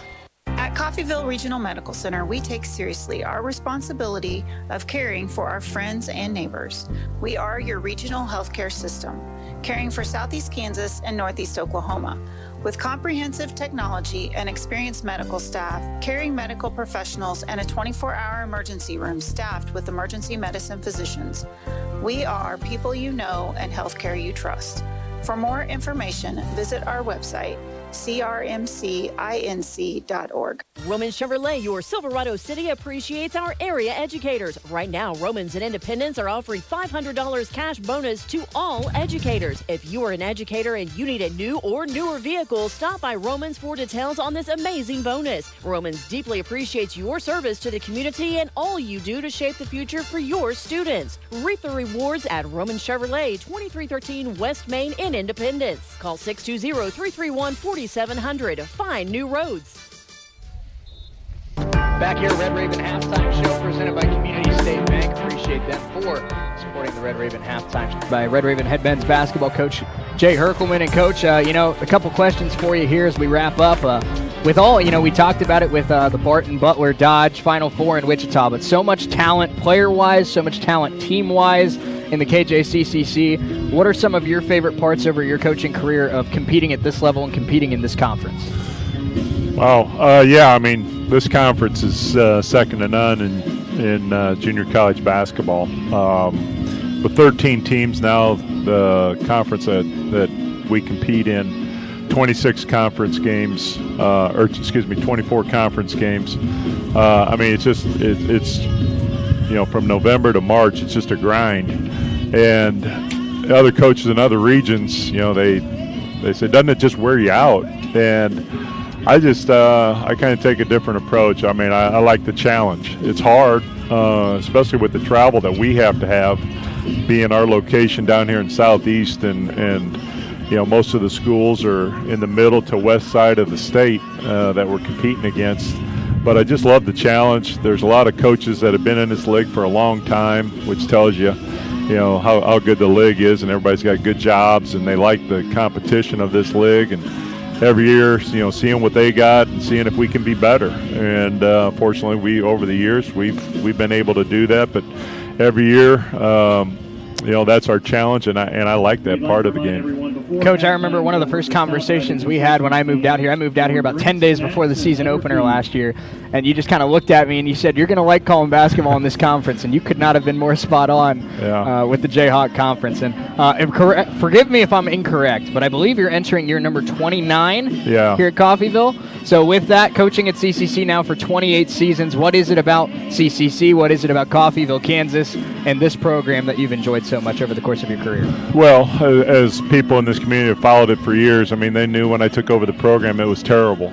They were 3-26 and just brought in all my own guys that first year, and we ended up going 26-7. We won the conference. We were picked to finish last. We won the conference. And from that point on, we just were able to maintain. And then 2002, the first time we went to the national tournament, it was a great feeling. And you have opportunities to move on, and I've had those. And I just liked being here in Coffeyville. I liked raising our daughters here. My wife and I, like the community. We have good friends. I've got good support in this community. And just now that I've been here for that long, just establishing our program year in and year out as one of the top JUCO programs in the country, and that's our reputation now.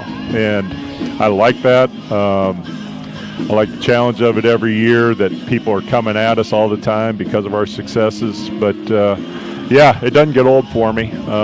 29 years doing it here, and I'm as excited this year as I was my first year. So the young guys keep me young, and I'm getting a little older, but they keep me young mentally, and we keep going at it. Absolutely. Coach Herkelman, appreciate the time. Last thing I have for you, regular season opener for the Ravens, November 1st, but a couple events leading up to that November 1st season opener to get ready for the season, couple scrimmages, of course, the Jamboree and Raven Madness. What are some of these preseason events that we can check out? Next weekend already, we go down to Fort Worth, Texas. We have 3 scrimmages down there against Trinity Valley, Tyler, Texas, and Howard, Texas. So then the next weekend, the 14th, October 14th, we have our Jamboree that I started here my first year, and it's the same. We got 12 teams coming in, and we'll play 3 games that day, October 14th. The following Thursday, we've got Raven Madness, which we started last year, which is kind of a kickoff to the basketball season. That was a lot of fun. That's in the evening time after trunk or treat. And our deal started, I think, at 7:30. And then we have a scrimmage the next day at our place on Friday with Northern Oklahoma Tonkawa and KCK coming in. Then we got one more scrimmage October 25th down at Northeastern State down in Tahlequah. So that's our scrimmage setup. And then, as you said, November 1st, we start the season. Well, Coach Herkelman, thanks so much for joining us here on the Red Raven Halftime Show. We appreciate you hanging out, and couldn't be more excited for basketball season coming up. I know we'll have plenty more conversations here in the near future. Yes, we will. Let's step away for 60 seconds. Second half action coming up from the Vet here on US 98 and the Red Raven Sports Network.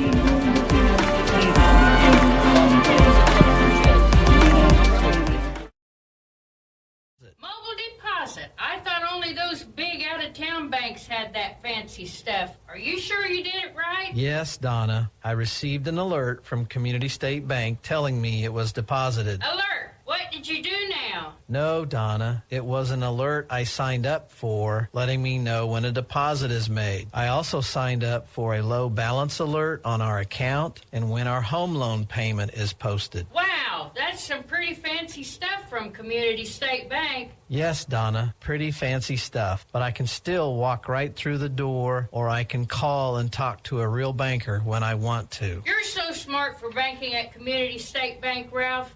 I love you. Make your life easier with mobile banking from Community State Bank. Member FDIC. I love you too, Donna. Ravens lead at 36-0 as we get the half started here from the Vet. I'm Shane Neal. Matt Jordan will be joining me again here in just a moment. Coffeyville clicking on all cylinders in that first half. 166 yards rushing, 310 yards of total offense, and a 36-0 lead. First half for Jeremiah Moore, a very successful one. 8 of 10, 137 yards, 2 touchdowns through the air, 5 carries, 42 yards, and a touchdown on the ground. Ravens will kick it off to start the second half. Matt, how are you? How was your break? Hang on, I got to fix my headset. I was going to say, Coach Herkelman did manipulate that headset a little bit. Yeah, he's got a lot of basketball knowledge. He does. He sure does. A lot of basketball knowledge. Man, I'll tell you what. I always get in trouble when I go talk to him for pregame for basketball games because I end up spending like 45 minutes there. I can listen to that guy talk basketball for hours. Oh, yeah. Ravens kick it off. We're underway in the second half. It bounces over the head of the returner into the end zone, and Ellsworth will start at their own 25. Matt, first half for Jeremiah Moore, 80% completion percentage, 137 yards, 2 touchdowns, another 42 yards, and a touchdown on the ground. Hey, 180 yards and 3 touchdowns, pretty good half at the office. Yeah, only one mistake, the interception that was it was at the end of the first half. And other than that, it's been really good. 80% completion percentage is really good. With an interception. He'd be 9 of 10 without the interception. Yeah. So only one of his passes has hit the dirt. Exactly. And it was a one that we thought Joseph Young could have caught. Yeah. So he's really been firing on all cylinders today. First down for the Panthers. They fake the handoff, and this is a keeper for Bryson Davis, and he's got about a 9-yard carry to start the second half. Tackle by number 5. Good little option play. They give him 10. Shepard. And that was Shepard with the tackle for the Ravens. That's Jaden Shepard, the freshman defensive back. A lot of Florida kids on this roster for Coach Liker. Yeah. Florida's a good place to look for good football players. It is. Texas and Florida. 2 hotbeds. First down, Panthers. They hand it off to the right.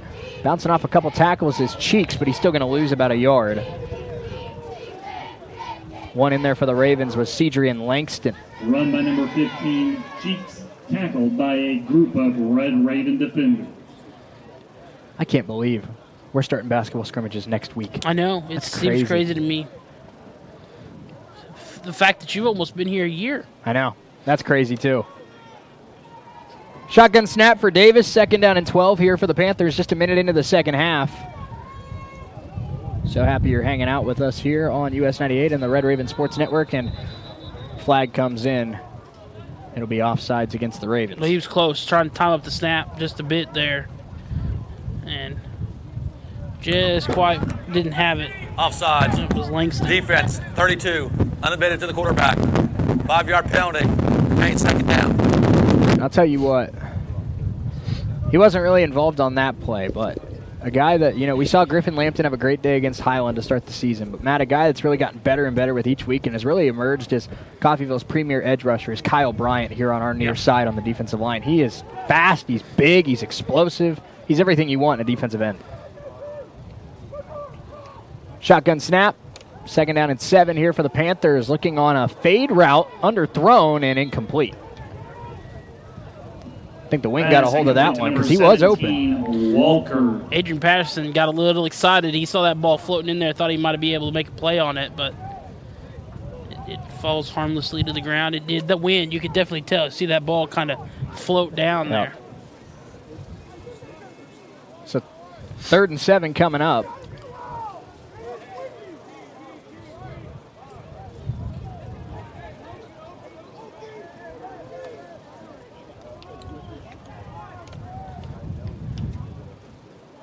Back to throw is Davis. Pressure comes. Davis evades the rush. Throws on the run, and it's dropped. Davis did everything right on that play, but his wide receiver, Alex Clue, could not pull it in.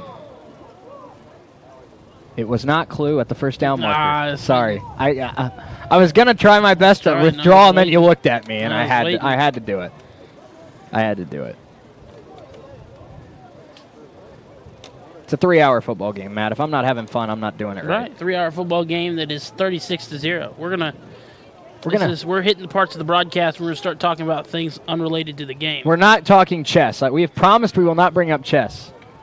That is a promise we have made. That punt fielded at the 30 gets it up to about the 33. That's Martavian Johnson on the return. Never said anything about return by number 9, Martavian Johnson. Or backgammon. Backgammon. That's a good one. Moncala. A game I'm really not even sure how to play. Martavian Johnson was the player who both forced and recovered the fumble against Touch on their opening possession. So Martavian, another guy, Matt, that really we did not see you play a ton in the first 2 weeks of the year, but he's been playing more and more. We've been saying the name Martavian Johnson quite a bit the last couple weeks. So Coach Leiker, I think, starting to find guys that, are developing as the year goes on and making impacts. And guys that are staying committed, Like I said, it's hard 0-4 to get a group of guys that still want to go out and compete every day. Fake the pitch. Moore takes it himself for about a 2-yard gain.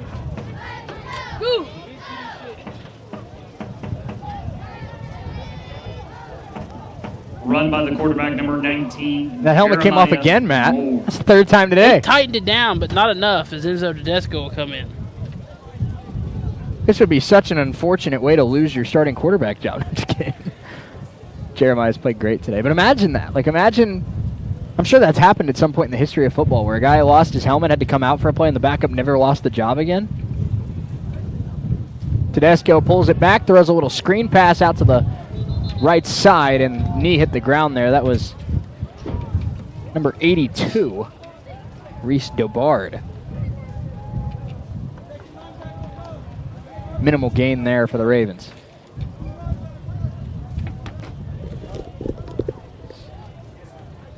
Who would have thought the biggest opponent for Jeremiah Moore in his first start would be his helmet? Yeah, it's the helmet staying on. That's been nothing has taken him off the field more. All the ups and downs of being a freshman quarterback, and it be your own helmet. 3 minutes into the second half, 3rd down and 8 here for Coffeyville. Shotgun snap for Enzo Tedesco. Throws a little screen pass and will not get the first down. Minimal gain there. That is Sevian Powell, the sophomore out of Kansas City. I think Powell thought he was down. He didn't get up with much intensity. I think he thought he had that knee down. So Powell makes the catch, but Ravens offense stalls here on their first possession of the second half.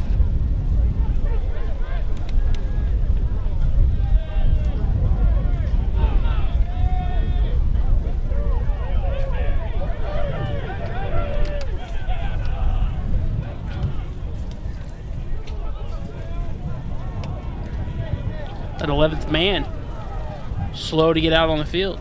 Yep, taking their time. Ravens have not called on their punter much today. That's a good one, though. Takes a Raven bounce and will skip into the end zone. Just a little too good. That was Cade Dowd, the sophomore.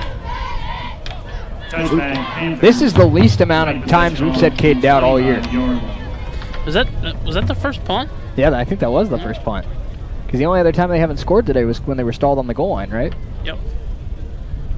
Which led to a safety. I think Coach Leiker, you and me, Matt, no offense to Cade, but I think everyone, including Cade, would be happier the less we say his name. Because that usually means good things are happening. Good things, yeah. Yeah, it's like I'm a Rams fan. I remember a stretch of a time when Johnny Hecker was the best player on the team. Those were the days. Yeah, when fans of a football team are glorifying the punter, that's usually bad times. He was like our only Pro Bowler every year. First down, Panthers. Shotgun snap for Davis. Pulls it back. Looking down the sideline. Floater. And tipped up and incomplete. In coverage there was number 31, Anthony Hightower out of Youngstown, Ohio. My grandmother went to Youngstown State. Shout out to the Fighting Penguins. I do not like Youngstown. That's a university with some prestigious alumni. Yep. Jim Tressel. Bob Stoops. Bob Stoops. They're also part of the Horizon League, a league that, of course, my alma mater, Wright State, owns, but it's okay. We play friendly with the Gwins. Is that Grandma Neal or Grandma Neal? Grandma Neal. Mm-hmm. So if Grandma Neal's listening, shout out to you and the Penguins. As Davis takes off there, not much to gain there. Might have lost a couple yards. Sacked by number 15, Rontravius Perry. Another sack for Perry today. That's his second. Now, Matt, I don't think it's fair to say that the Coffeyville secondary hasn't been impressive today because they just really haven't been tested a ton. But the Coffeyville front seven has been remarkable today. Yeah, it has. The defense hasn't needed to do much in the secondary, but yeah, the front seven, the front four specifically, have done a really good job. Davis in the pistol, 3rd down here. Pressure comes again, steps up, and he's dropped by Griffin Lampton. And that was the first time tonight. I almost made that point before the play, but the defensive line's played so well, and we haven't mentioned one of their key guys, Caden Ross. But he was in on that play.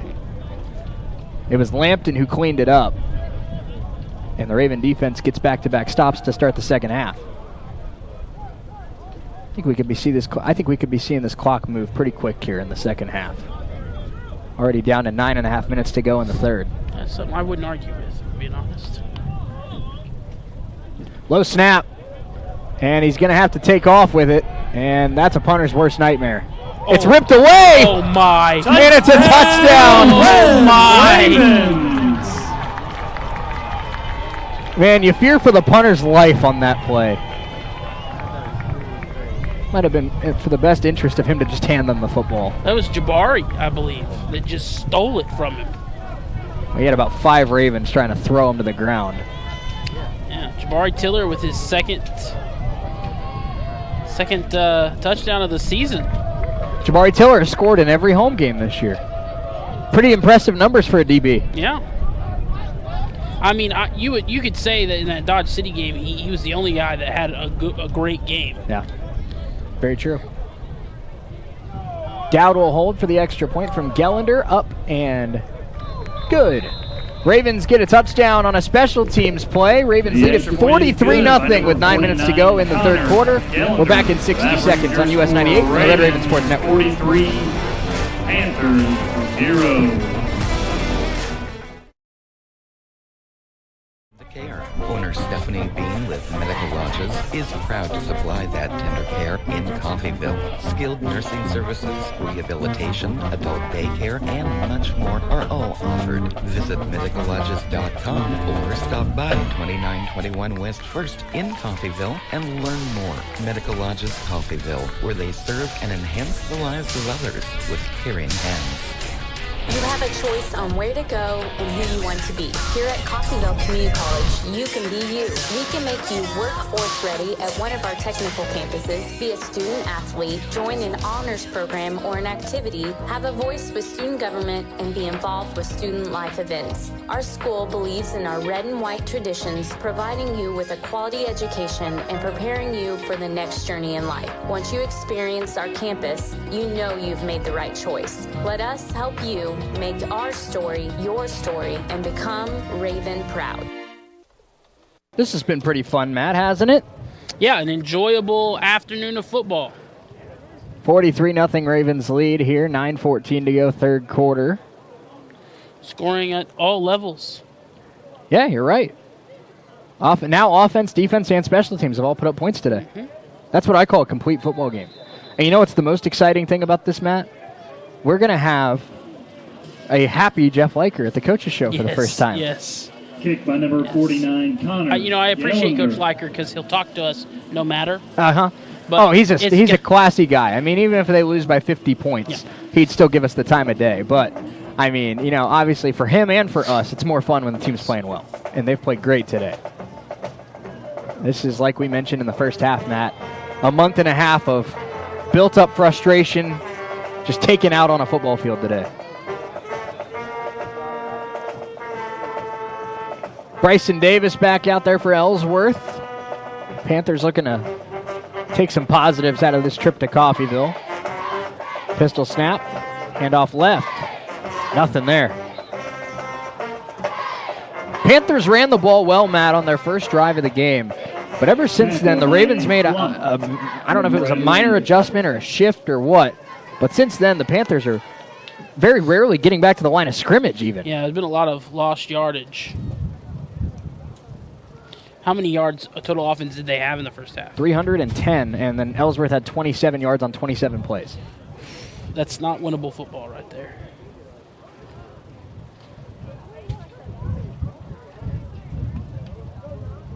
What's interesting is time of possession was about even. Davis looking to throw, tries to float to the sideline. That's going to be caught.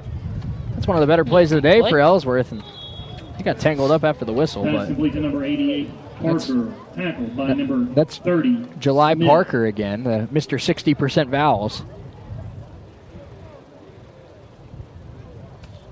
The rare double A. Yeah, that's definitely something you don't see every day.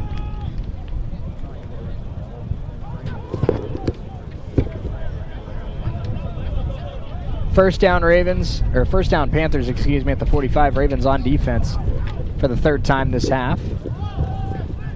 And that pass complete for a gain of about 5 yards. Pass complete to number 18. First time today we've said the tight end's name, Mason Waltart, with the catch. 26, Samuel. And Samuels made the tackle for the Ravens. That's Prince Samuels, the freshman linebacker out of Windsor, Connecticut. A couple of nice back-to-back pass plays for the Panthers.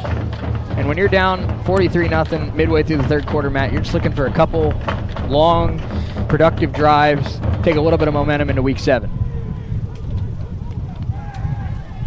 Bryson Davis back to throw, taking a shot down the sideline, and jump ball. Martavian Johnson played that very, very well.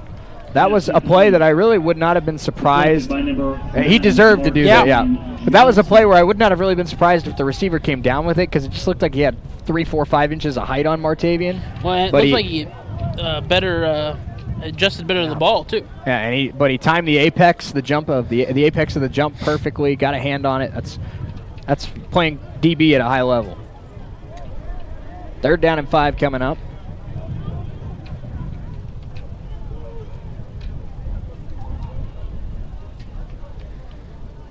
Pistol snap. Davis looking. His first read wasn't there. Comes back across the field. That's caught for a gain of about 2. It will be short of the first down. That was Tackle by number 90. That was Dominic McCarron. Stripling made the tackle for the Ravens. Martavian Johnson slowed it. He just kind of laid on the field for a second. And number 98, Emmanuel G, 6'3", 320, picking up the 5'9", 190 Johnson like it was like a sack of potatoes. Was a sight to see. Gotta get your guy off the field. 4th down and 3. Play was stopped due to a timeout taken by Coach Leiker. We'll take it with him. 6:44 to go here in the third quarter. Ravens lead at 43-0. 4th down coming up for Ellsworth. We're back in 60 seconds.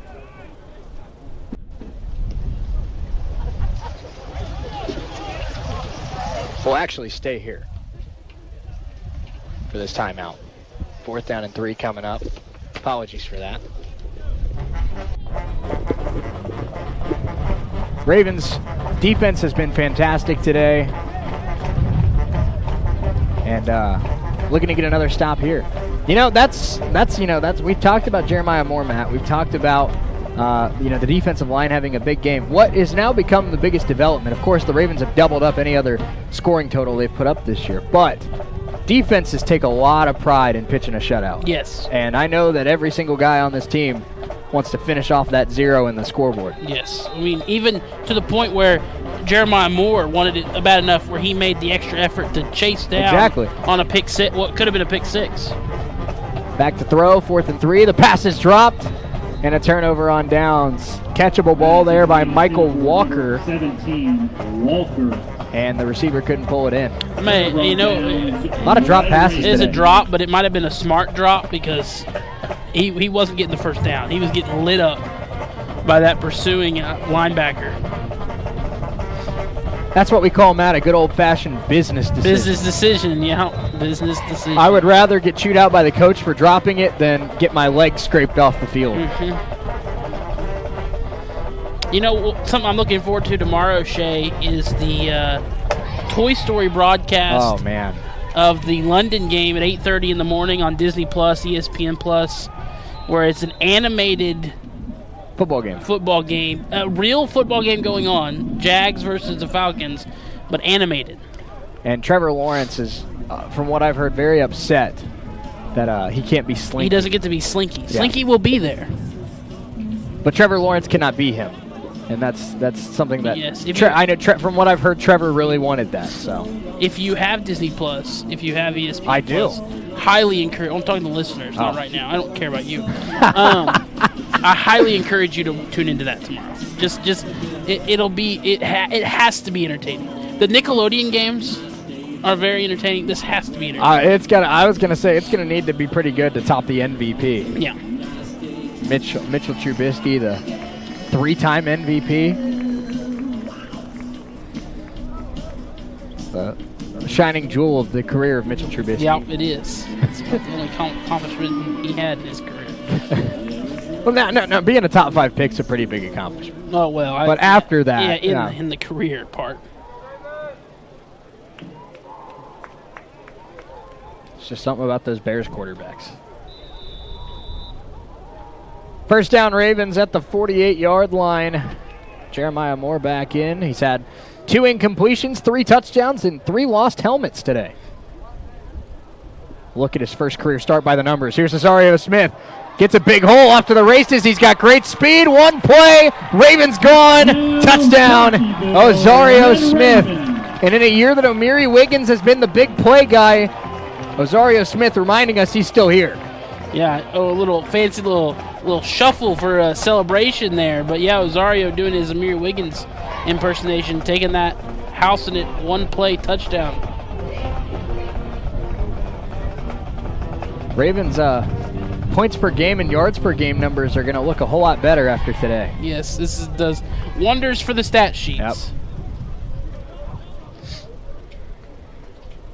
Extra point from Gallender is up. And good. Ravens have put up 50 points here against Ellsworth today. 50-0 our score. Ravens well on their way to win number 1 this year. We're back in 60 seconds on US 98 and the Red Raven Sports Network.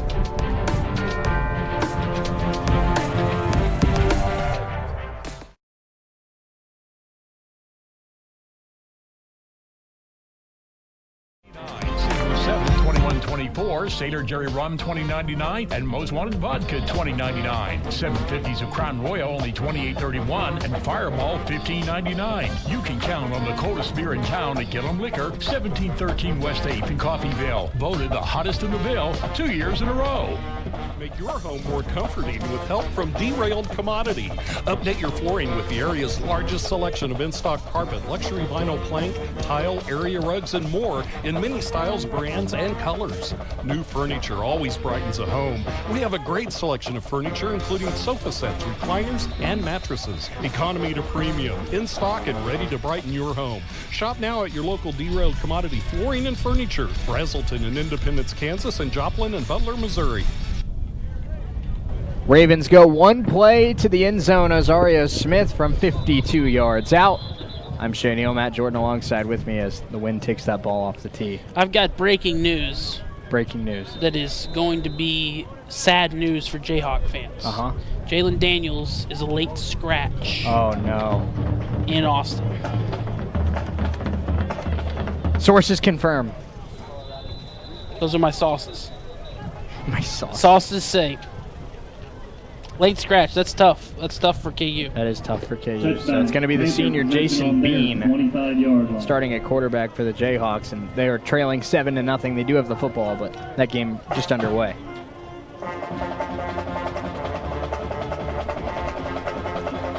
.30-yard touchdown run by Quinn Ewers. Yeah, it's going to be a tough one without your star.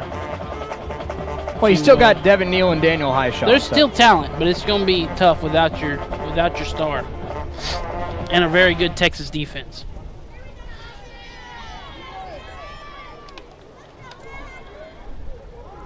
Handoff up the middle for the Panthers, and that'll be about a 2-yard gain. Clock continues to wind down to 6:17 to go in the third quarter. Run for a gain of 2 yards, tackled by a group of Red Ravens. It's the third time today we've heard tackled by a group. Maybe our PA guy will start using unkindness. I better if I should go tell him. Go let him know. Yeah.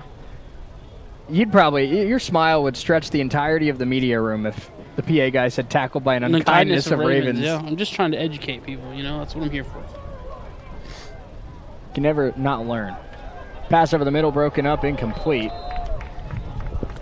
That was pass intended for number 10.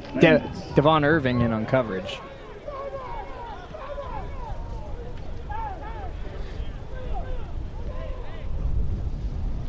linebacker room's got some depth here on Coffeyville. I feel like the front seven has some depth. Yeah, for sure. I feel like we've said a lot of different names making plays.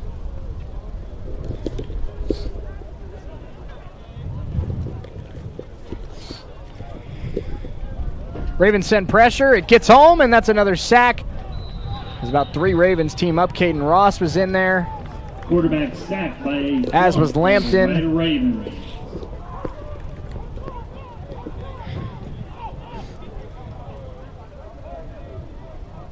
It looks like the first person to hit him was Jacadrian Wright.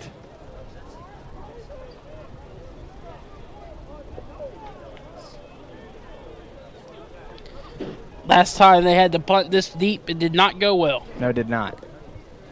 Into the wind as well. The snap a little better. Ravens send the pressure, and they do block it. Recovered at the 22-yard line. The block was by Cameron Pearson. Blocked by number 4, Cameron Pearson. And I'll tell you what, I mean, Red Ravens take over on down. This is just something that this entire program needed. Yeah. Everybody having a good day. Big boost. Red Ravens on the at all levels. yard. The worst thing to happen today was an interception late in the first half and a missed extra point. Right.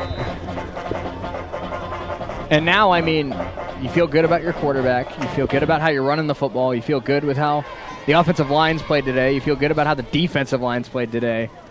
And this makes you feel really good going up against Iowa Central next week. First down, Ravens.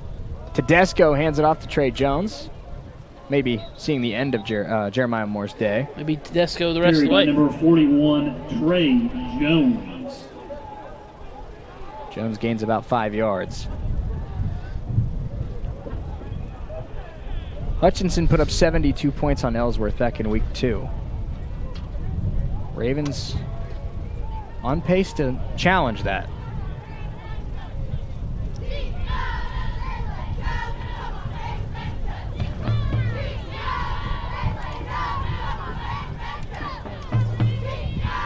Looks like, just scanning, oh, okay, he's out there. I was going to say, I didn't think I saw number 3. I didn't know if we'd see all 3 quarterbacks today.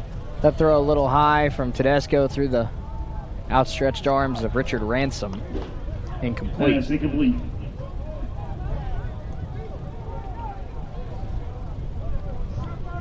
But Connor Oppo is suited up, so I don't know if we'll see all 3 quarterbacks today or not. But at least at the moment, it's Enzo Tedesco time. Jeremiah Moore gets the rest of the game off, I would assume, and deservedly so. Yeah, absolutely deservedly so. I think it's safe to say he earned a start again next week. Yes.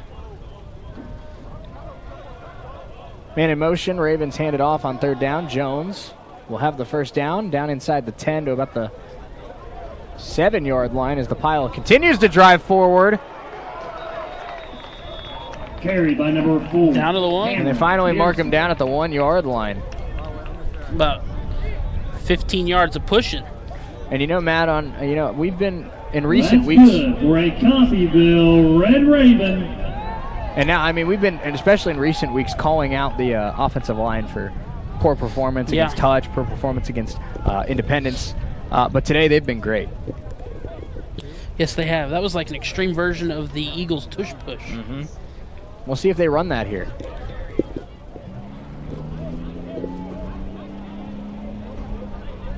I think they prefer it to be called the brotherly shove. Tedesco under center. First down and goal for the Ravens. Man in motion is Dobard. And they'll hand it off up the gut to Smith. And Ozario Smith walks in. Red Ravens in the end zone again. By number 6, Smith. Touchdown number 8 today for Coffeyville. Yes, a complete dismantling of this Ellsworth team, offensively, defensively, and special teams. And a lot of guys getting chances to score touchdowns today. We saw a touchdown, of course, from the former Sedan quarterback Breck Long in the first quarter, as Gellender adds the extra point. 57-0. Ravens all over the Ellsworth Panthers in this one. We'll step away for 60 seconds. Ravens in control here in Coffeyville on US 98 and the Red Raven Sports Network.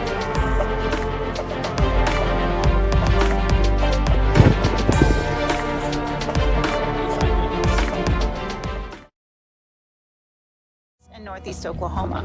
With comprehensive technology and experienced medical staff, caring medical professionals, and a 24-hour emergency room staffed with emergency medicine physicians, we are people you know and healthcare you trust. For more information, visit our website, crmcinc.org.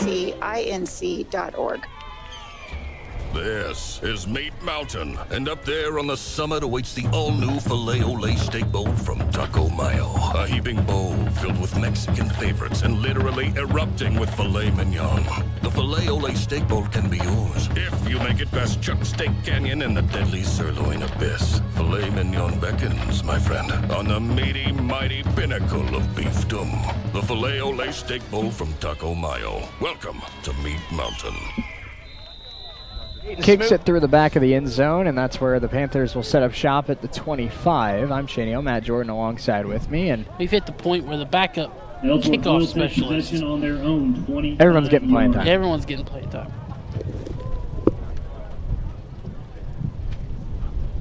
Tell you what, everybody, like we've said, everybody needed this. Nobody more so than Jeff Liker. We're a field goal away from passing the rest of the season in combined. the first 4 games of the year, the Coffeyville Red Ravens put up 59 total points. They are at 57, and we still have 18 minutes to go in this game.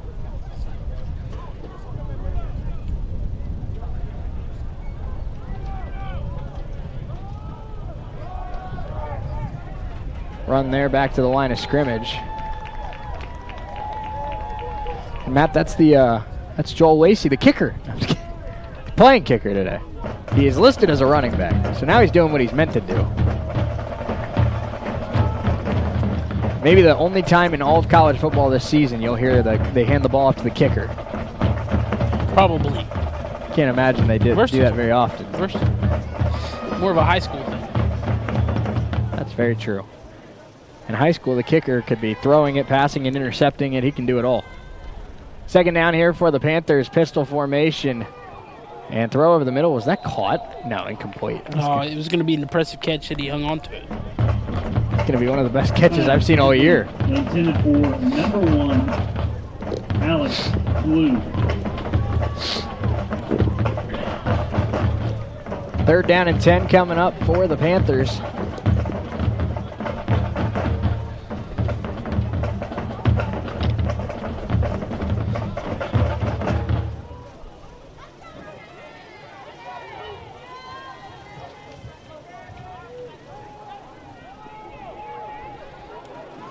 Pressure coming, and that's going to be a sack. Sack by number 34. That's 34. Jamani Johnson. Jamani Johnson, the freshman out of Mobile, Alabama. And Davis took a big hit there. He's a little slow getting up.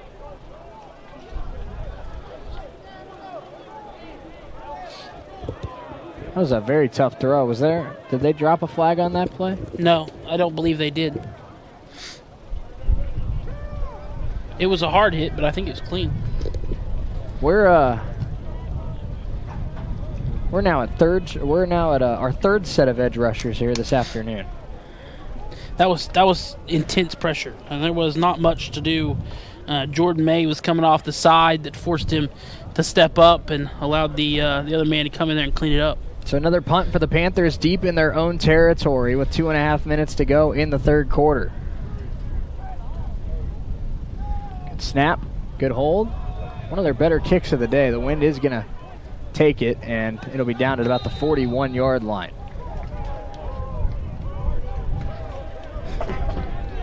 Ravens take possession on the 42-yard line. And now, Matt, I think we are seeing Connor Oppo. I wondered if we'd see all of them today. He was the one that ran out with the offense there.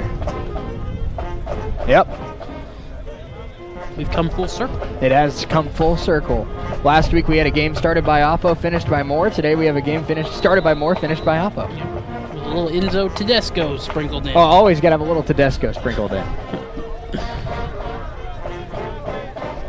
Shotgun snap for Oppo. And a handoff. Breaks a first tackle, and that is Wiggins, and he's down to about the 35-yard line. We'll call it a gain of 7. Run by number 22, O'Meary Wiggins. I think he's the only one that's run the football today that hasn't scored a touchdown. Which is the polar opposite of how most of the year's gone. He's usually the only one that has scored a touchdown. I'm sure O'Meary's feeling just fine down there on the sidelines. I believe the Oppo family made the trip to Kansas this week, so if they're in attendance, they are getting to see Connor play. So that's good. See if they can score a touchdown here. Shotgun snap for Oppo. 2nd down and 3 here for the Ravens. Oppo back to throw. He's going to take a shot down the sideline one-on-one, and just a little bit outstretched for Baylor Nash, the former South Coffeyville Lion. Man, Baylor, we can get Baylor in the end zone.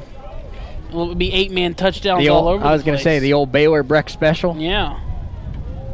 8-man football rejoice.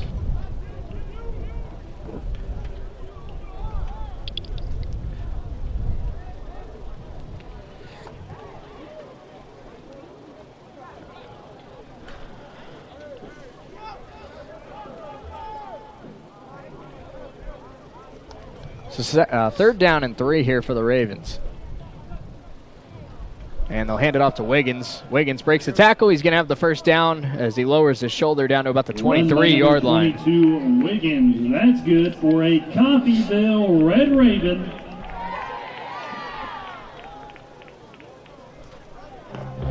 So we, of course, have a soccer doubleheader coming up later today after the football game ends. And hopefully they're taking some notes on how to have a successful Saturday here in Coffeyville. Here at the stadium? Yep. That's a lot of sports being held. That is a lot of sports. It's a big day for Andrew. Yeah. Big day for Andrew. Which really makes it worth having to be up here. You're not sticking around to call those? No. Nope, unfortunately not. I wish the Ravens the best, but 3 games is a lot for me. Hand off there. Run by number 22, Wiggins. Nothing like 3 football games in one day. Amen. Flag came in late.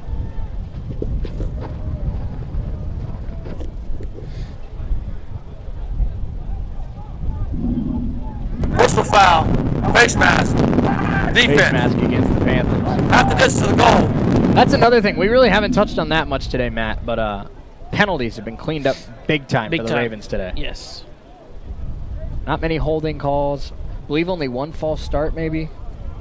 I don't know if they have been penalized too many times at all. We'll find out here in a second. They have 1 penalty for 0 yards, according to the halftime stats. We'll find out about 20 seconds what the third quarter stats. That's true. So 1st down Ravens at the 11-yard line now, following the face mask penalty. Wiggins takes it up the middle, and there's his touchdown, Matt. Everyone gets a touchdown, in the words of Oprah Winfrey. You get a score, and you get a score, and you get a score. Everybody gets a score. Ravens cross 60. They have now scored more points today than they did in their first 4 games of the year combined. And now, with the extra point and a chance to make it 64, maybe you're eyeing that 72 that Hutch put up. 70 burger. It's the freshman Dayton Smoot out of Topeka. Will be kicking the rest of the way. Kick is up. And it is good. Ravens in the end zone. Amiri Wiggins with the final seconds of the 3rd quarter ticking down. 64-0 Coffeyville in firm control of this one. We're back in 60 seconds on US 98 and the Red Raven Sports Network.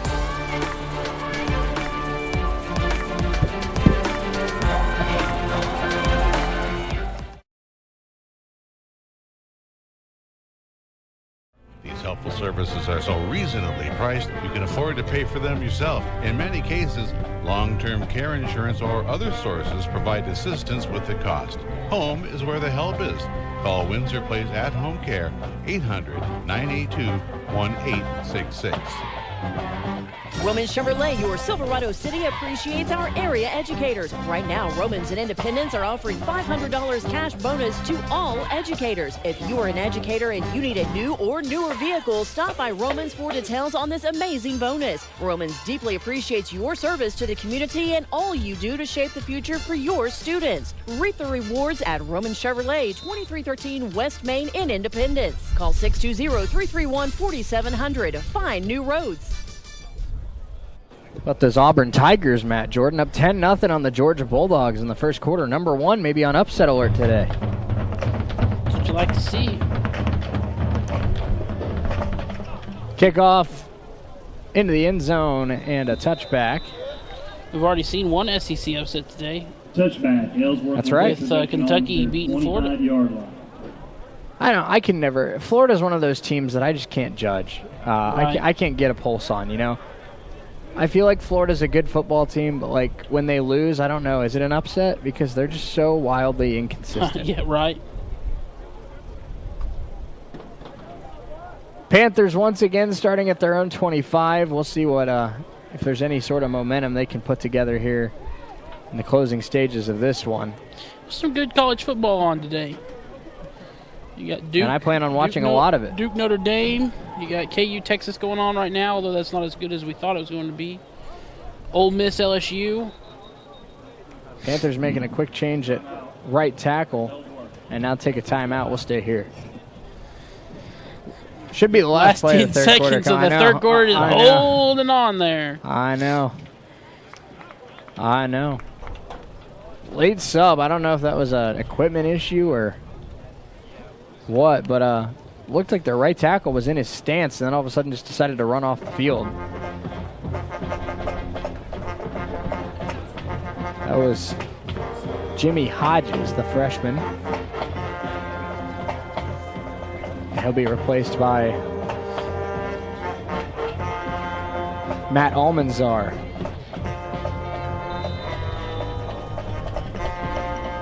Van's having a good time. Pistol snap. And drop back throw is complete. And he breaks out of the first tackle. He'll get about 3 yards.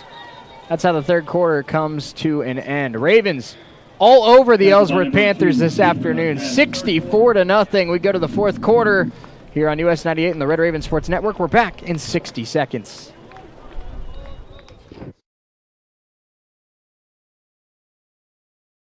This is Community State Bank at Work. This is Community State Bank at Work, in our community. From kids' activities to school programs to funding home and business loans, every day Community State Bank is at work in our neighborhood. Whether you bank at Community State Bank or not, they're working for you every day. Community State Bank, member FDIC, equal housing lender. I'm Mike Avey, and at Community State Bank, we believe in Coffeyville. When you need to rely on a nursing facility for the care of a loved one, wouldn't it be comforting to know that the owner is providing the care? Owner Stephanie Bean with Medical Lodges is proud to supply that tender care in Coffeyville. Skilled nursing services, rehabilitation, adult daycare, and much more are all offered. Visit medicallodges.com or stop by 2921 West 1st in Coffeyville and learn more. Medical Lodges Coffeyville, where they serve and enhance the lives of others with caring hands. Oh, it's fine arts and sports. Back here, fourth quarter. You've got Iowa Western beating Independence 16-7. Highland won big by a final score of 49-0 over Gordon's Fine Arts and Sports Academy. That's an interesting combo. It is. And big hit. That's Perry. Man, what a day he's had. Tackle by number 15, Rontravius Perry. You know, Shay, both of us still have eligibility left. It's true. Do you think they'd let us go down there and throw one to you? Absolutely not. Coach Liker's seen me every Wednesday night wheezing just getting to the coaches show set up. There's no way he lets me run a football play. Absolutely not. If you can't climb the steps without straining your calf, you can't play football. That's fair enough. And that'll be an offsides penalty. Free play here. Oh, that's a bummer. Unfortunate because it's a That's pick 6 a for Adrian bummer. Patterson. He knew it too. He didn't really celebrate. That's a bummer.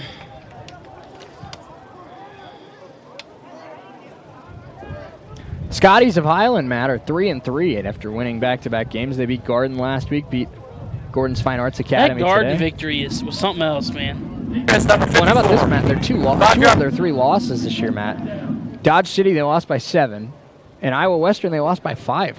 Highland's a couple plays away from being a 5-1 football team. I was impressed with them in week 1. They play very tough, hard-nosed football.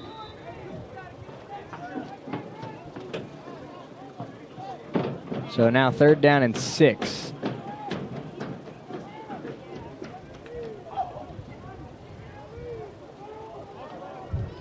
Chris is saying I'd only need to get 1 yard. Behind this offensive line today, maybe. Back to throw as Davis steps up, and he will be dropped. Tackle by number 51, Jordan May. Jordan May in for the sack. Matt, it's been a tough afternoon for Bryson Davis in terms of just getting hit. He's been punished all day long. Yeah, he has. It's a tough play the quarterback position.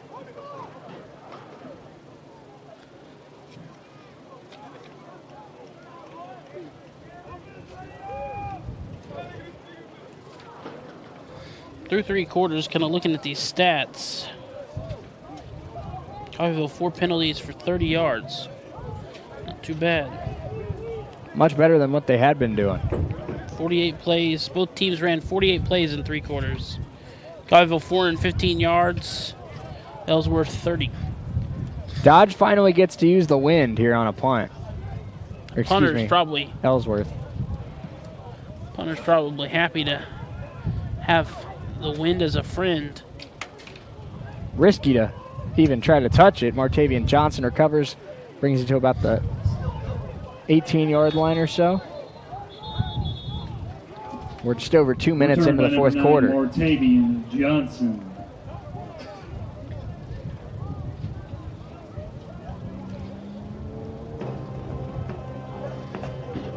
So Ravens come back out. Big time lead.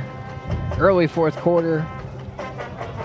You know, I realize it's a struggling Ellsworth team. They're 1-4 coming into this, and you can play would you, coulda, shoulda. Would you, coulda. Is that not? Coulda, shoulda. Yeah. That's what I was trying to say. Woulda, coulda, shoulda. All you want, but man, you just think maybe if Jeremiah Moore got the start from the get-go, we might be 3-2 right now. Never know. I mean, and we haven't really been around practice. Maybe Jeremiah Moore just took off in the last 2-3 weeks. Took him a while to develop. That's a good point. I mean, who knows? Back to throw here is Tedesco. That's tipped up and knocked down incomplete. Oppo just about. It wasn't Oppo's fault. We lost week 1, I wouldn't say, and Tedesco did a heck of a job trying to bring that back down 3 scores. Right, and then of course Oppo got injured in week 2. Week 3 they got off to a bad start. Played very well in the second half. Week 5, I thought they got off to a really bad start, played very well, and for a good portion of the rest of that game. So we've seen flashes of what this team can be, but today's the first day that it's all come together.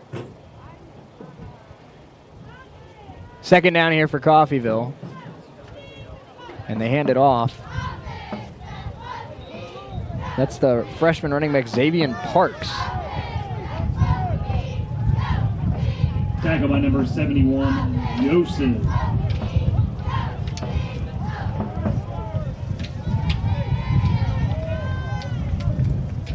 So how about Xavier Parks, the freshman out of Wichita, Matt, getting some run here at running back late in this game. Like seeing that, like seeing the Kansas kids get some work. I thought it was, here as we approach 3rd down, I thought it was the most what's happened today thing ever, that before Tedesco's back to throw, looks to the sideline, that is going to be caught. He will be brought down short of the 1st down. That is Dobard with the catch. Number 82, Reese Dobard. But before Tedesco and the offense ran out on the field, you see a guy run in without a helmet to say something. And who is it, Matt? Jeremiah Moore. Yeah. I thought that was just the best thing ever. Man That's just coming could full. not keep his helmet on. Well, and he just doesn't want to come off the field. Even with the the depth guys coming in to get some play late in the game, he's still telling them, what plays worked and all that kind of stuff. It's a leader. But they got to get that helmet thing figured They out. do. They do. You can't be coming off the field against Iowa Central. That's not a bad punt into the wind. It's going to take a little Raven bounce, too. Down at the 42-yard line with 11:19 to go. This is one of those where I kind of miss the high school rule of running clock or 8-man rule. Yep. Well, this is going to be the first. Panther possession on the 42. It's going to be the first fun drive, victory drive home we have, and lucky for us, for both of us, it's not a very long drive. It's about 5 minutes for me. About 20 for me, but still, I'll take it compared to some of the other drives we've had this year. Like your 3-hour drive last week and our 4-hour drive week 1. Tell you what, though, I've only been to Hutchinson 2 times since moving out here. Once for basketball, once for football, and that school and that athletic department, they do everything at a very high level. Yes, they do. Deep shot down the sideline. That's going to be pulled in. One of the biggest plays of the day for the Panthers. Pass complete to number 85, Dominic McCarron. And that's McCarron with the catch. Catch. One-on-one shot, went up and got it, and Red Raven a little slow to get up, and that's the last thing you want to see in a game like this. Hopefully just cramping up a little bit. That's what it looks like. And hey, shout out to the Ellsworth coaches for helping him stretch that cramp out. I feel his pain. I was awoken at 4 a.m. to a calf cramp this morning while in bed. So I definitely, relate. That's a heck of a way to start your day. The football cramp. That's a heck of a way to start your day. I, too, can relate to that corner that's played most of the day. When I woke up, my calf hurt. No, I mean, it woke me up. I guess I turned in. I don't know what it did. But this is why people don't like the broadcasters, Matt. It was awful. I'm just trying to show that I understand. This is why people tune into the game and press mute. This is the kind of quality broadcast you get in a 64-0 game. And I'm telling you, like we said in the first half, I mean, there was a surefire touchdown from Amiri Wiggins that did not get called as a touchdown because they didn't have the camera angles that Andrew and his staff were supplying us. Yep. Andrew's team are out here giving us the perfect angles that we need, and they're just not using it. That's just being foolish. It is. I don't know. I'd like to see what angles they have. Because it's not like this is. I mean, they obviously have replay, but it's not like a Division I game or you don't NFL have game 8 different camera guys. Where it's a camera crew.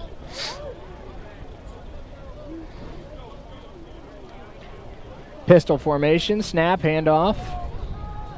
And a short gain of about 4 yards. That was pushed out of bounds by number 27, Kamari Johnson. Kamari Johnson with the tackle, the freshman out of Memphis.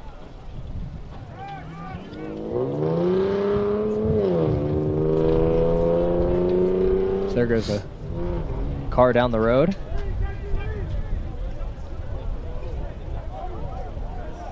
I'm sure he accomplished what he meant to accomplish, getting picked up on the radio. Second down. Davis pressured, rolls left, tries to set his feet. Pressure's coming, and he's dropped again.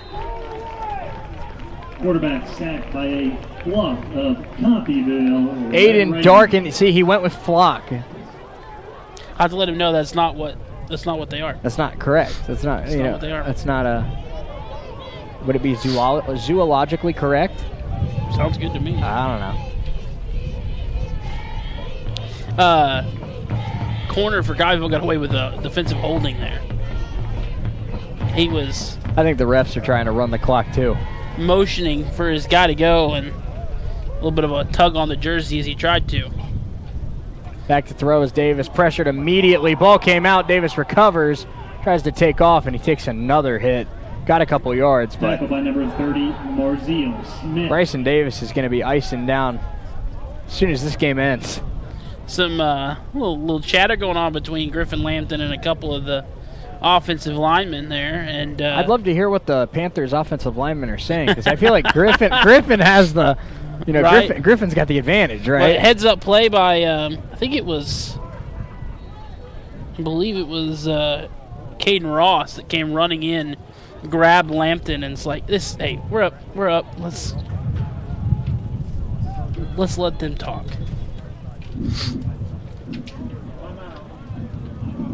Timeout taken by the Panthers with 8:54 to go. 4th and 14 coming up.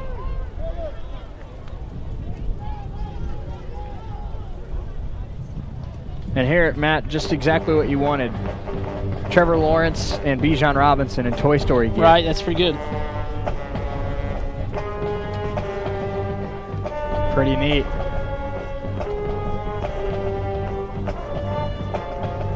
Six touchdown passes for Caleb Williams today in a 48-41 win over Colorado. Five touchdowns for Shedeur Sanders. So two future NFL quarterbacks. I was going to say dueling. those two may be seeing each other on Sundays very soon. Yeah.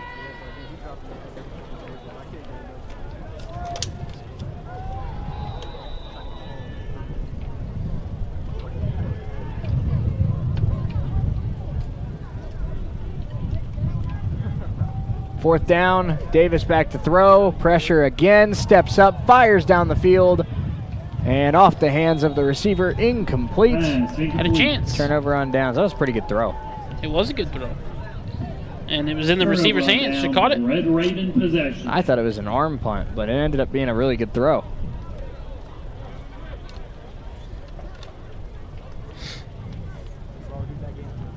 Put it right where he needed to. Hey, it's an interesting phenomenon when your quarterback isn't getting annihilated by the defensive line. Sometimes he makes good throws. Props to Coffeyville's defensive front because they have given him fits.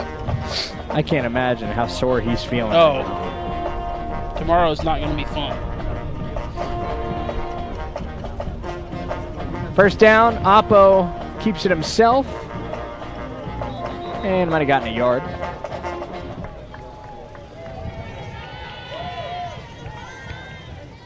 If you're Coffeyville now, just get a couple first downs, milk 5-6 minutes of this clock, and pack it up and call it a day. Right now, the only thing that the only goal you have for the rest of the game is just nobody get hurt. Nobody get hurt. Hold the shutout.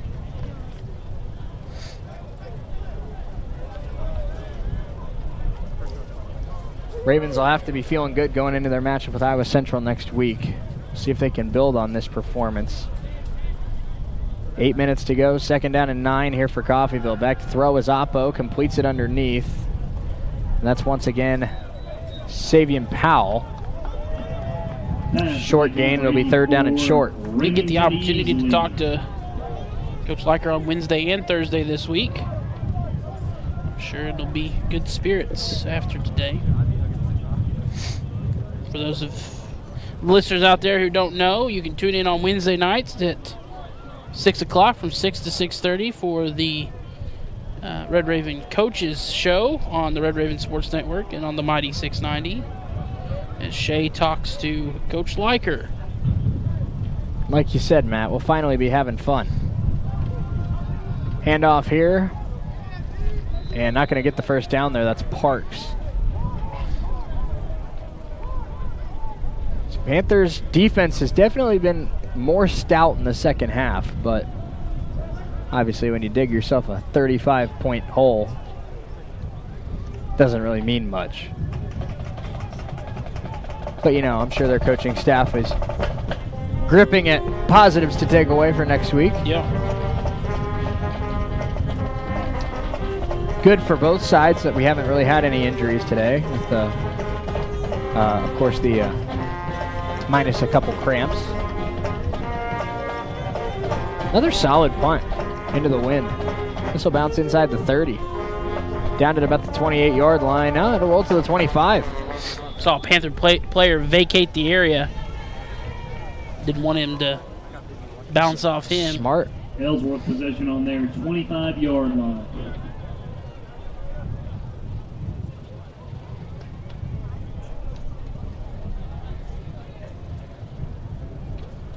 So Ellsworth football, 6:27 to go.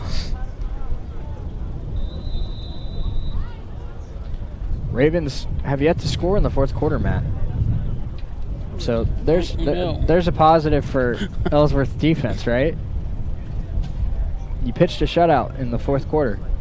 So far. So far. I mean, technically, Adrian Patterson had a pick six that was called back due to a penalty, but handoff here. And good running space there, across the 35 to the 36, call it a gain of 11 yards. Tackle was made by Kamari Johnson. And Matt, you know, in a game like this where you've brought in a lot of depth pieces to get some playing time, we're learning who, you know, might step up in a game situation where a player gets hurt or a player's not performing very well. Kamari Johnson's been fantastic at linebacker since he came in. Yes, he has. A lot of guys getting some extra time. Trey Jones has looked really good. I think the ball just came out. It did. And I think they said the Ravens recovered it without hitting the deck. There's a flag, though, as well. 5:45 to go. Clock is stopped. Right now, fumble. We'll see what the flag is for. 51, defense. And it's going to be a face mask against the Ravens. That's on Jordan May. So 2 turnovers reversed off penalties. Yep. Probably hard to hold on to the football when you're getting your face mask ripped.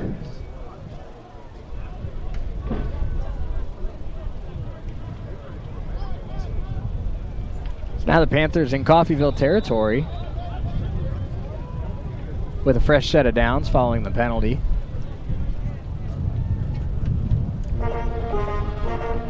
Shotgun snap. Handoff. Excuse me, they faked the handoff. Rolling out is Davis trying to throw on the run. Incomplete. Pass incomplete.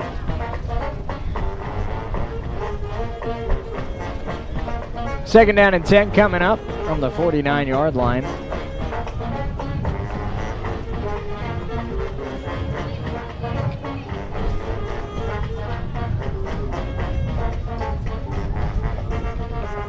Ravens have been running the ball a lot today, Matt, but one of the best stats that we have here today, Raven quarterbacks have not been sacked one time. That's big. Handoff left side, and breaking a tackle inside the 35. Good run there for the Panthers. That's number 31, Nathan Castor, the freshman out of Fort Myers. Shepard made the tackle. Texas up 13-7 on KU, and Georgia has trimmed that 10-0 lead to 10-7. First down Panthers at the 35-yard line. 5:06 to go in this game.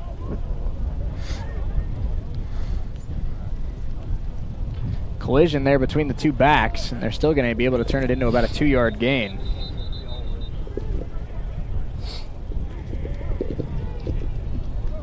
Tackle by number 9, Martavian Johnson. Martavian Johnson still making plays late in this game. They've done a good job of just rotating in and out, leaving the starters in to get quality reps, but also bringing in the second, third string to get them reps as well.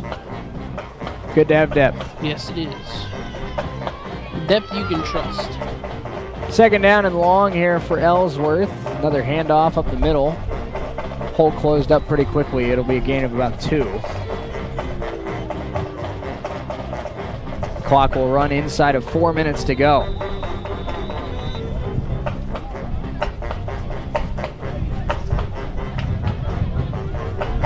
Band having fun. It's a good time. Oh. Band having too much fun. That's awesome. Yeah, the band having too much fun. I just heard somebody down on the field go, "Stop!" Yeah, stop drumming. Oh, that's funny. Takes me back to the pep bands in basketball games. Third down here for the Panthers. Rolling right. Pressure comes. He evades the rush. Throwing on the run and incomplete. Pass Pass incomplete. Adrian Patterson in coverage.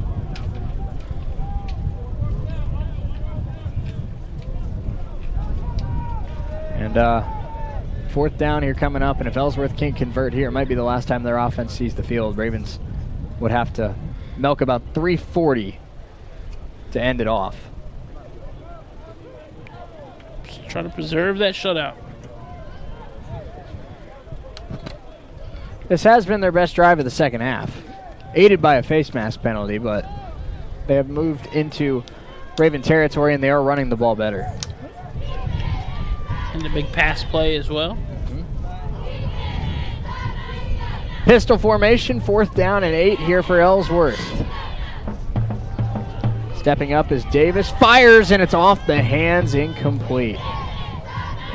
Frustrating day for Bryson Davis. A lot of drops. He should have had a better day statistically. A lot of drops, and then of course a lot of sacks. Turnover on down. Ravens possession on their 25-yard line. A lot of sacks. After the third quarter, he had been sacked 7 times. That might be up to 10 now. Yeah, it's not been a fun day as the quarterback for this Ellsworth team.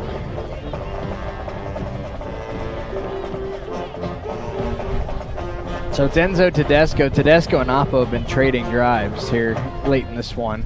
Tedesco will be the one, I'm sure, with Tass trying to end this game. Parks gets a handoff, runs left, and finds a little bit of a hole. He'll get about 3 yards on a play that really was going nowhere originally.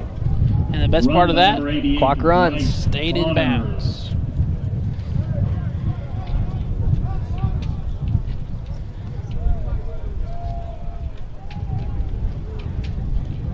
Now down inside of 3:15 to go.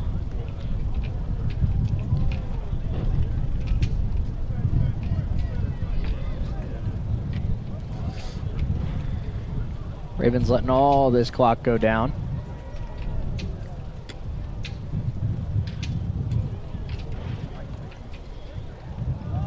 Another handoff. Parks again trying to go left.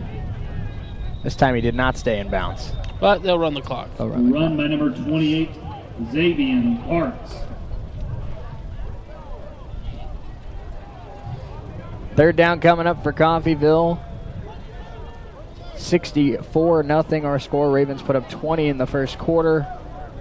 36 in the first half. 28 in the third quarter.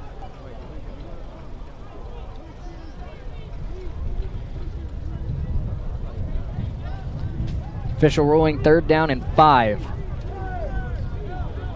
They snap with 2:12 here on the clock. And it's another handoff and good hole. It'll be a first down for Parks up near midfield. That should be enough to end it here today. So we're going to run inside of 2 minutes to go. I think Coffeyville now for a Coffeyville Red Raven. We'll be able to run it out the rest of the way. Fun day for the home crowd. I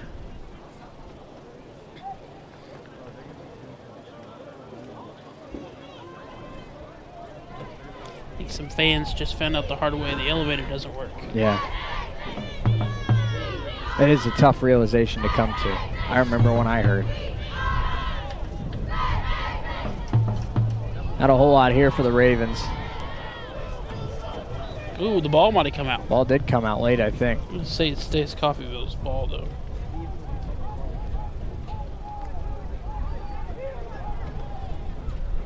Might be one more snap here today. As we tick down under 1 minute to go. Ravens will improve to 1-4 on the season. Ellsworth will fall to 1-5. Ravens will take on Iowa Central next week. Iowa Central 4-1 on the season. That'll be a tough test for the Ravens. But after they played the way they played today, if they can take that into next week, I think they got a good shot to knock them off on the road. I mean, outside of Hutch, it's probably the best team they've played. And you got to travel up there, but you got to be feeling good about about just playing football after a victory like this. Absolutely. Take a knee, and one more play should do it as we tick inside of 30 seconds to go. I think there, let's see. He took the knee with like 42 on the clock. Yeah, so. they shouldn't have to do anything else, and they won't. That one ends it. Ravens win it 64-0. They shut out the Ellsworth Panthers, get their first win of the year. They are 1-0 in the Jeremiah Moore era. Ravens get the monkey off their back. They win their first game of the season. Coming up next, our Red Raven postgame show. We'll break it down and put a bow on this one. That's in 60 seconds. Coming up next, the Red Raven postgame show on US 98 and the Red Raven Sports Network.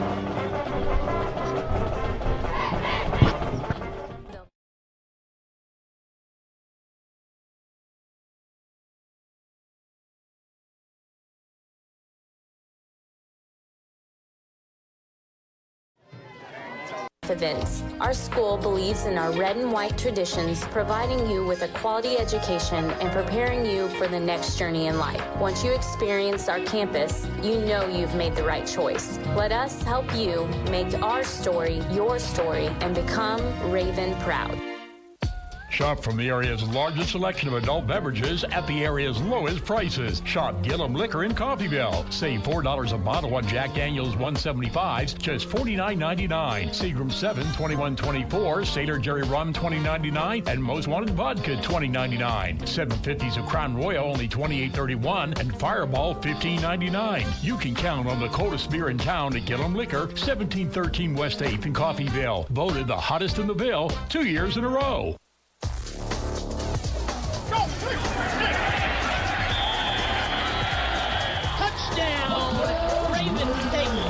The Red Ravens postgame show is brought to you by Community State Bank, Coffeyville Community College, Medical Lodge, Gillum Liquor, Derail Commodity, Taco Mayo, Windsor Place at Home Care, NDV of Coffeyville, Coffeyville Regional Medical Center, and Roman Chevrolet. Ravens win it 64-0 over the Ellsworth Panthers. I'm Shane Neal, Matt Jordan alongside with me. Matt, before we break down the stats, 5 weeks of frustration to start the season. This is the Coffeyville team people expected to see when the season started. Yeah, absolutely. Just dominating win, playing great on all three levels of the game, offense, defense, and special teams, and just a big shutout victory, and hopefully carry this momentum and reset your season the rest of the way. Ravens end up with 289 yards rushing today, 441 total yards for Coffeyville on the day. But even more impressive, maybe, 62 plays for the Ellsworth offense. They gained a total of 73 yards today. That's an amazing defensive performance. Yeah, great. It just all levels, just so good. A lot of stuff to build on. Going to Iowa for that game next week. Ravens end up, let's look at some of the stats. Amiri Wiggins, 10 carries, 418 yards, and a touchdown. Azario Smith had 7 carries for 83 yards and 2 touchdowns. Trey Jones, 6 carries, 28 yards, and a score as well. Everyone who carried the ball today ended up with a touchdown. So Jeremiah Moore made his first start today, 8 of 10, 137 yards, 2 touchdowns and an interception. Also had 6 carries for 44 yards and a touchdown on the ground. Matt, your thoughts on the first career start of Jeremiah Moore today? I just have one word: more. More. I want more. We want more. I want more. I want more of Jeremiah Moore. I like what I saw today. Throwing the football, I thought he made good decisions on reads, whether it was keeping it or taking it. And he looks strong running the football, and he's quick and elusive. Patient, too. He is, and a great day for the Ravens. Big touchdown catch for Speed Johnson, big touchdown catch for Joseph Young as well. We saw both Enzo Tedesco and Connor Oppo play a little bit in the second half as well. Big day for the defense, of course, but of course a big day for Griffin Lampton as well. 7 tackles, 3.5 tackles for loss, and 3 sacks today for Lampton. His best game definitely since the Highland game to start the year. Yeah, absolutely. Just a great defensive game all around. And Jabari Tiller had the fumble, just the definition of a takeaway, taking it out of the punter's hands and scoring the touchdown. And had a block punt in there, and so it's just a great game all around. And now they're getting ready for soccer. Raven defense ends the day with 10 sacks in a win over the Ellsworth Panthers. Let's step away for 60 seconds. When we come back, we name our US 98 player of the game, and we put a bow on this one here on US 98 and the Red Raven Sports Network. Flooring with the area's largest selection of in-stock carpet, luxury vinyl plank, tile, area rugs, and more in many styles, brands, and colors. New furniture always brightens a home. We have a great selection of furniture, including sofa sets, recliners, and mattresses. Economy to premium, in stock and ready to brighten your home. Shop now at your local Derailed Commodity Flooring and Furniture, Brazelton in Independence, Kansas, and Joplin and Butler, Missouri. Taco Mayo's new Filet Olé Steak Bowl is piled high with filet mignon. It's filet mignon. A heaping bowl loaded with refried beans, Mexicali rice, cheddar jack sour cream, and tender filet mignon. It's filet mignon. Filet mignon. Filet mignon. Filet mignon. Filet mignon. Savor the juicy Filet Olé Steak Bowl stacked with filet mignon and only from Taco Mayo. That's a wrap. No, that's a bowl. I love that ad. That is one of my favorite ads. That's a wrap. That's a bowl. We're 6 weeks into the season, Matt, and I'm still. There's the soccer team's opponent, I think, pulling up. We're 6 weeks into the season, and I still laugh every time I hear Philip McNaught. Every time. Every time, man. Every time. U.S. the punchline at the end. Yep. That's a that. wrap. No, that's a bowl. U.S. 98 player of the game for this one. We talked about Griffin Lampton, very deserving. And on a lot of other days, he'd get it. Seven tackles, 3 sacks, 3.5 tackles for loss. It's an unbelievable day. 10 sacks spread across the defense. Hard to pick one guy. Rontravius Perry played great today as well. Yes. But making his first career start, having 3 total touchdowns, almost 200 yards of offense, it's got to be the Wichita kid, Jeremiah Moore, our U.S. 98 player of the game, being the quarterback for the first win of the season. Yeah, good day for Moore all around. Jeremiah Moore's helmet came off his head more than he had incompletions in this game. And so it's funny you mentioned, because one of his 2 incompletions was an interception. So 1 Jeremiah Moore pass hit the ground today. 3 Jeremiah Moore helmets hit the ground today. Yes. Yep. Mm-hmm. Also only played a half, really, and scored 3 touchdowns. Just looked good in his first start. Against Hutch, the Raven offense was still figuring some stuff out. He ran the ball well against Hutch, made a couple good throws, but you could tell he was a little nervous and amped up when he went in against Hutch. He was missing some guys. He was a little inaccurate. Today, I think he really impressed me. I knew Jeremiah Moore, with what Coach Likers told us and what we've seen so far, that he can run the football and that he can be a weapon in terms of a mobile quarterback. I was curious to see more of his arm, and I thought he was throwing lasers all over the field today. Short passes looked good. The deep pass to Joseph Young looked good. Yeah, I liked everything I saw from Jeremiah Moore today. And I assume we'll see much more of him moving forward. Big thanks to Stephanie Brees back in the studio for helping us out this afternoon. Big thanks to Andrew Elrod and his squad for always helping us out here at the stadium. For Matt Jordan, and I am Shay Neal saying so long from Veterans Memorial Stadium. Ravens win it 64-0. We'll be back in action coming up next weekend when they take on Iowa Central. Until then, so long on the Red Raven Sports Network and US 98.